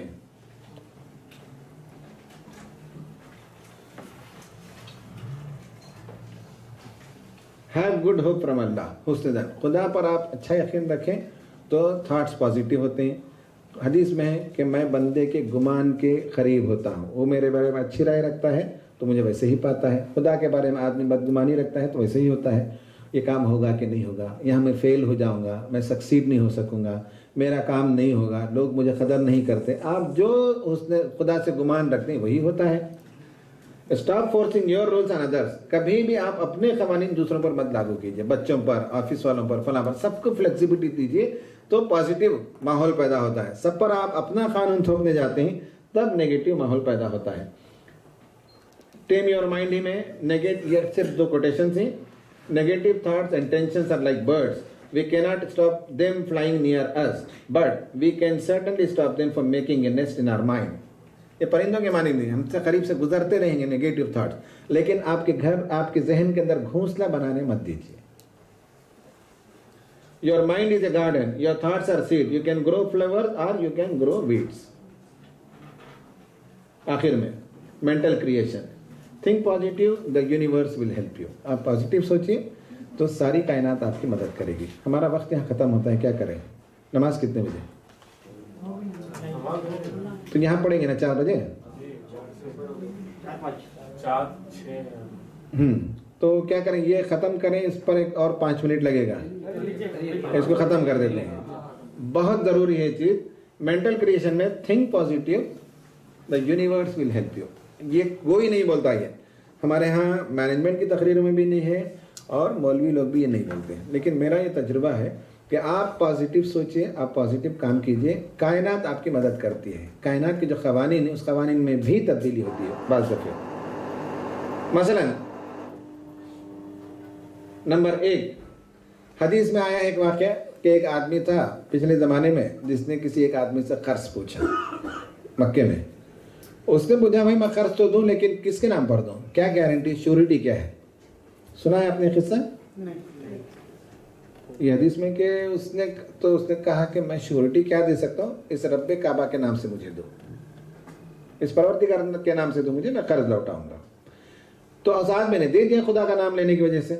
चला गया ये बिजनेस के लिए। उस जमाने में जिद्दा से बैठा, वो शिप में, बोट में बैठा और अफ्रीका के साहिल पर पहुंचा, वहां वो बिजनेस और ट्रेड होता था। चला गया और वापस उसने तारीख बता दी कि फला तारीख में वापस लौटाऊंगा। वापस जब बिजनेस करके लौटने लगा तो जब आया वो हार्बर पर तो मालूम हुआ कि तूफान की वजह से कश्तियां जाना बंद हो गई। बहुत उसे अफसोस हुआ, बड़ी मलामत हुई कि साहब मैंने खुदा के नाम पर लोन लिया था और आज मैं इसे वापस नहीं लौटा रहा हूँ इसलिए कि शिप्स कैंसिल हो गई तूफान की वजह से। क्या करें सोचता रहा। वहीं हार्बर के पास बैठा था तो बैम्बू के दरख्त नजर आए तो उसने एक बैम्बू को निकाला, उसके पीस को टुकड़े किया, उसे बीच में से चीरा और उसके जो रकम थी वो रकम और एक चिट्ठी रख दिया और अल्लाह के नाम लेकर उस समंदर के हवाले कर दिया उसने। 2-3 दिन के बाद उस कश्ती को जिद्दा पहुंचना था। ये मक्के का आदमी गया, वो आने वाला है, रिसीव भी कर लेंगे उसको और खर्च भी और फायदा भी जो भी मिल जाएगा। वहां जाने के बाद उसे पता चला कि सब जो कश्ती आनी थी अफ्रीका से वो कश्ती नहीं आई तूफान की वजह से। वो बहुत अफसोस करते हुए पत्थर पर बैठा रहा, सोचता रहा। तो दूर से उसने देखा कि एक जो है बैम्बू का टुकड़ा तैरता हुआ उसके पैरों के पास आया। उसने उठाया, उसे खोल कर देखा तो उसमें माफीनामा एक खत भी लिखा हुआ है, उसकी रकम भी उसमें रखी हुई है। तो उसने उठा लिया। ये वाकया हदीस में यह है कि जब बंदा जो है नियत करता है तो अल्लाह ताला उसके लिए असबाब पैदा करता है। दूसरा किस्सा कि एक आदमी जा रहा था बादल से उसे आवाज आई कि जाकर फलां खेत में बरस। आपने सुना है ये? भाई जा रहा था तो उसे आवाज आई बादल से कि फलां आदमी के खेत में बरसना है। देखा तो भाई बादल में आवाज आई, तो ये आदमी से फॉलो करते हुए गया, तो बादल जाकर किसी एक खेत में बरसने लगा। उस खेत में गया तो एक आदमी काम कर रहा था, गया, सलाम किया, उसे दोस्ती की और कहा कि मैं आपके पास रुकना चाहता हूँ। मेहमान था, तो उस जमाने में मेहमान नवाजी करते थे। तो उसने जो है दिन भर काम किया, बारिश भी हुई, खूब फसल भी होती है उसके यहाँ। तो उसने पूछा कि आप क्या नेक काम करते हैं? मैंने ऐसे ऐसे सुना, बादल से आवाज़ आ रही थी, आपके यहाँ खेत में बारिश हो रही थी। तो उसने कहा मैं तो कोई ख़ास नेकी का काम नहीं करता, अलबत्ता जो फसल तैयार होती है उसके 3 हिस्से करता हूँ। एक मैं खाता हूँ, इस्तेमाल करता हूँ, एक मैं जो है वो गरीबों के लिए सदका करता हूँ, दे देता हूँ, और तीसरा हिस्सा मैं बोने के लिए, फिर जो है वापस उसी में पलटाने के लिए रखता हूँ। तो इस तरह से मेरा मामला है। तो तब उसे पता चला कि जो बंदा खुदा के रास्ते में सदका करता है तो अल्लाह ताला बादलों को हुक्म देता है कि उसकी खेती में बरस। 99 कत्ल का किस्सा तो मालूम है, मालूम है ना? इसमें क्या है? आदमी जो पॉजिटिव थॉट लेता है, एक आदमी ने 99 को कत्ल किया, फिर एक मौलाना के पास गया, मौलाना से पूछा मेरी माफ़ी हो सकती है? उन्होंने कहा नहीं हो सकती है। उसने कहा ठीक है, सेंचुरी पूरा करते हैं, तो उनको भी ख़त्म किया उसने। फिर उसके बाद मालूम है कि गांव छोड़कर दूसरे गांव जाएं तो हो सकता है कि वहां मैं नेक बन जाऊं। वो जा रहा था, रास्ते में मौत वाक़ई हुई, दोनों फरिश्ते आए, जन्नत के भी जहन्नम के भी दोनों फरिश्ते आए, दोनों में लड़ाई हुई कि कौन इसकी रूह कब्ज़ करेगा। अल्लाह ताला के पास गए तो अल्लाह ताला ने कहा कि ज़मीन को मेजर करके देखो। तो जाकर देखा तो अल्लाह ताला ने ज़मीन को 1 बालिश उधर बढ़ा दिया था नेकी की तरफ। है ये हदीस में? आदमी पॉजिटिव सोच रखता है तो यूनिवर्स मदद करती है, कायनात से अल्लाह ताला मदद पाम पहुंचाता है। दरिया मदद करता है, बादल मदद करता है, ज़मीन मदद करती है। और 3 नौजवान थे, कहीं गए, गार के अंदर छुपे, मालूम है बारिश में। हाँ, पॉजिटिव जो सोच थी ना उनकी कि हमने ये नेकी की, अल्लाह ताला इसे कबूल कर ले, तो वो चट्टान खिसक गया और दरवाज़ा खुल गया, गार का दहाना खुल गया। तो आदमी अगर पॉजिटिव थॉट रखता है तो खुद अपनी कैपेसिटी भी बढ़ा लेता है और यूनिवर्स भी उसकी मदद करती है, कायनात से भी उसे मदद मिलती है हर जगह से, और ऑटोमेटिकली उसके लिए राहें खुलती चली जाती है। हमको पता ही नहीं चलता कि कैसे ये हो गया है। पॉजिटिव सोच आदमी रखता है तो ये वो 2 चीज़ें हैं, एक सुस्ती का अहली दूर करें तो हम वो बन सकते हैं जो बनना चाहते हैं, दूसरा है कि हम पॉजिटिव थॉट्स अपने अंदर पैदा करें तो अचीव कर सकते हैं जो हम अचीव करना चाहते हैं। कोई ताकत हमको रोक नहीं सकती। अल्लाह ताला की मदद होती है, पूरी कायनात होती है, हमारे जिस्म की क़ुव्वत होती है, सारी दुनिया हमसे मोहब्बत करती है। पॉजिटिव थॉट अगर आदमी के अंदर हो तो कोई आदमी से रोक नहीं सकता। मौलाना मौदूदी के बारे में मशहूर है कि फांसी की सज़ा हो रही थी, है ना, सज़ा सुना दी गई, लोगों ने कहा आप एक अपील लिख दीजिए। मालूम है नहीं है वाक़या आपको? मौलाना से कहा लोगों ने कि जनरल मार्शल अय्यूब के नाम आप एक खत लिख दीजिए, माफ़ीनामा लिख दीजिए, अपील लिख दीजिए। तो मौलाना ने कहा कि ये काम मैं नहीं कर सकता, जिंदगी और मौत के फैसले ज़मीन में नहीं आसमान पर हुआ करते हैं। अगर अल्लाह ताला ने मेरी मौत लिख रखी है तो सारी दुनिया मिलकर भी बचाना चाहे तो मुझे बचा नहीं सकते, और अगर अल्लाह ताला ने मुझे जिंदा रखना तय किया है तो जो मुझे लटकाना चाहते हैं वो लटक जाएंगे लेकिन मुझे लटका नहीं सकेंगे। पॉजिटिव थॉट निकल के मौलाना मौदूदी बाहर, सही है। तो आदमी मुस्बत सोच रखता है तो कोई ताकत उसे रोक नहीं सकती। अल्लाह पर यकीन, अल्लाह पर भरोसा, अल्लाह ताला राहें खोलता है, कायनात मदद करती है। 1 मिनट ऑब्जेक्शन जी, आपने लिखा है वहाँ पे लफ्ज़ द यूनिवर्स की जगह अल्लाह होना चाहिए, मेरा मानना है, क्योंकि ये एग्जांपल्स भी जो आपने दिए हैं वहाँ सारे फिजिकल रूल्स को ब्रेक किया है बाज़ाब्ता। तो आप जो चाहें लिख लीजिए, जो चाहें लिख लीजिए। मुझे असल मकसूद पहुंचाना यही था कि कायनात मदद करती है। कायनात कैसे मदद करती है? अल्लाह ताला कैसे कहता है नहीं है? हदीस में आया है कि अल्लाह ताला हुक्म देता है फरिश्तों को कि मैं इस बंदे से मोहब्बत करता हूँ, तुम भी मोहब्बत करो। वो फरिश्ते नीचे वाले मंजिल में कहते हैं कि अल्लाह ताला फलां बंदे से मोहब्बत करता है, हम पूरे फरिश्ते इस मंजिल की मोहब्बत करते हैं, तुम भी मोहब्बत करो। फिर निचले वाले फरिश्ते, फिर निचले वाले फरिश्तों को वो मैसेज पास ऑन होता है और ज़मीन के फरिश्तों को कहा जाता है। ज़मीन के फरिश्ते आकर ऐलान करते हैं कि अल्लाह ताला फलां बंदे को चाहता है। ज़मीन के तमाम मखलूक़ात से वो कहते हैं कि तुम भी इस बंदे को चाहो। ये तो भाई करने वाला कोई और है, लेकिन ये है कि आपको यूनिवर्स से मदद मिलती है। एक ही चीज़ को अल्लाह ताला कहता है कि हमने किया, कभी कहता है तुमने किया, सहाबा से कहता है तुम्हारी कुर्बानी से, है ना। एक ही काम को कई लोगों की तरफ मंसूब किया जा सकता है, तो आप वहाँ चाहे तो अल्लाह लिख ले सकते हैं। ठीक है। या अल्लाह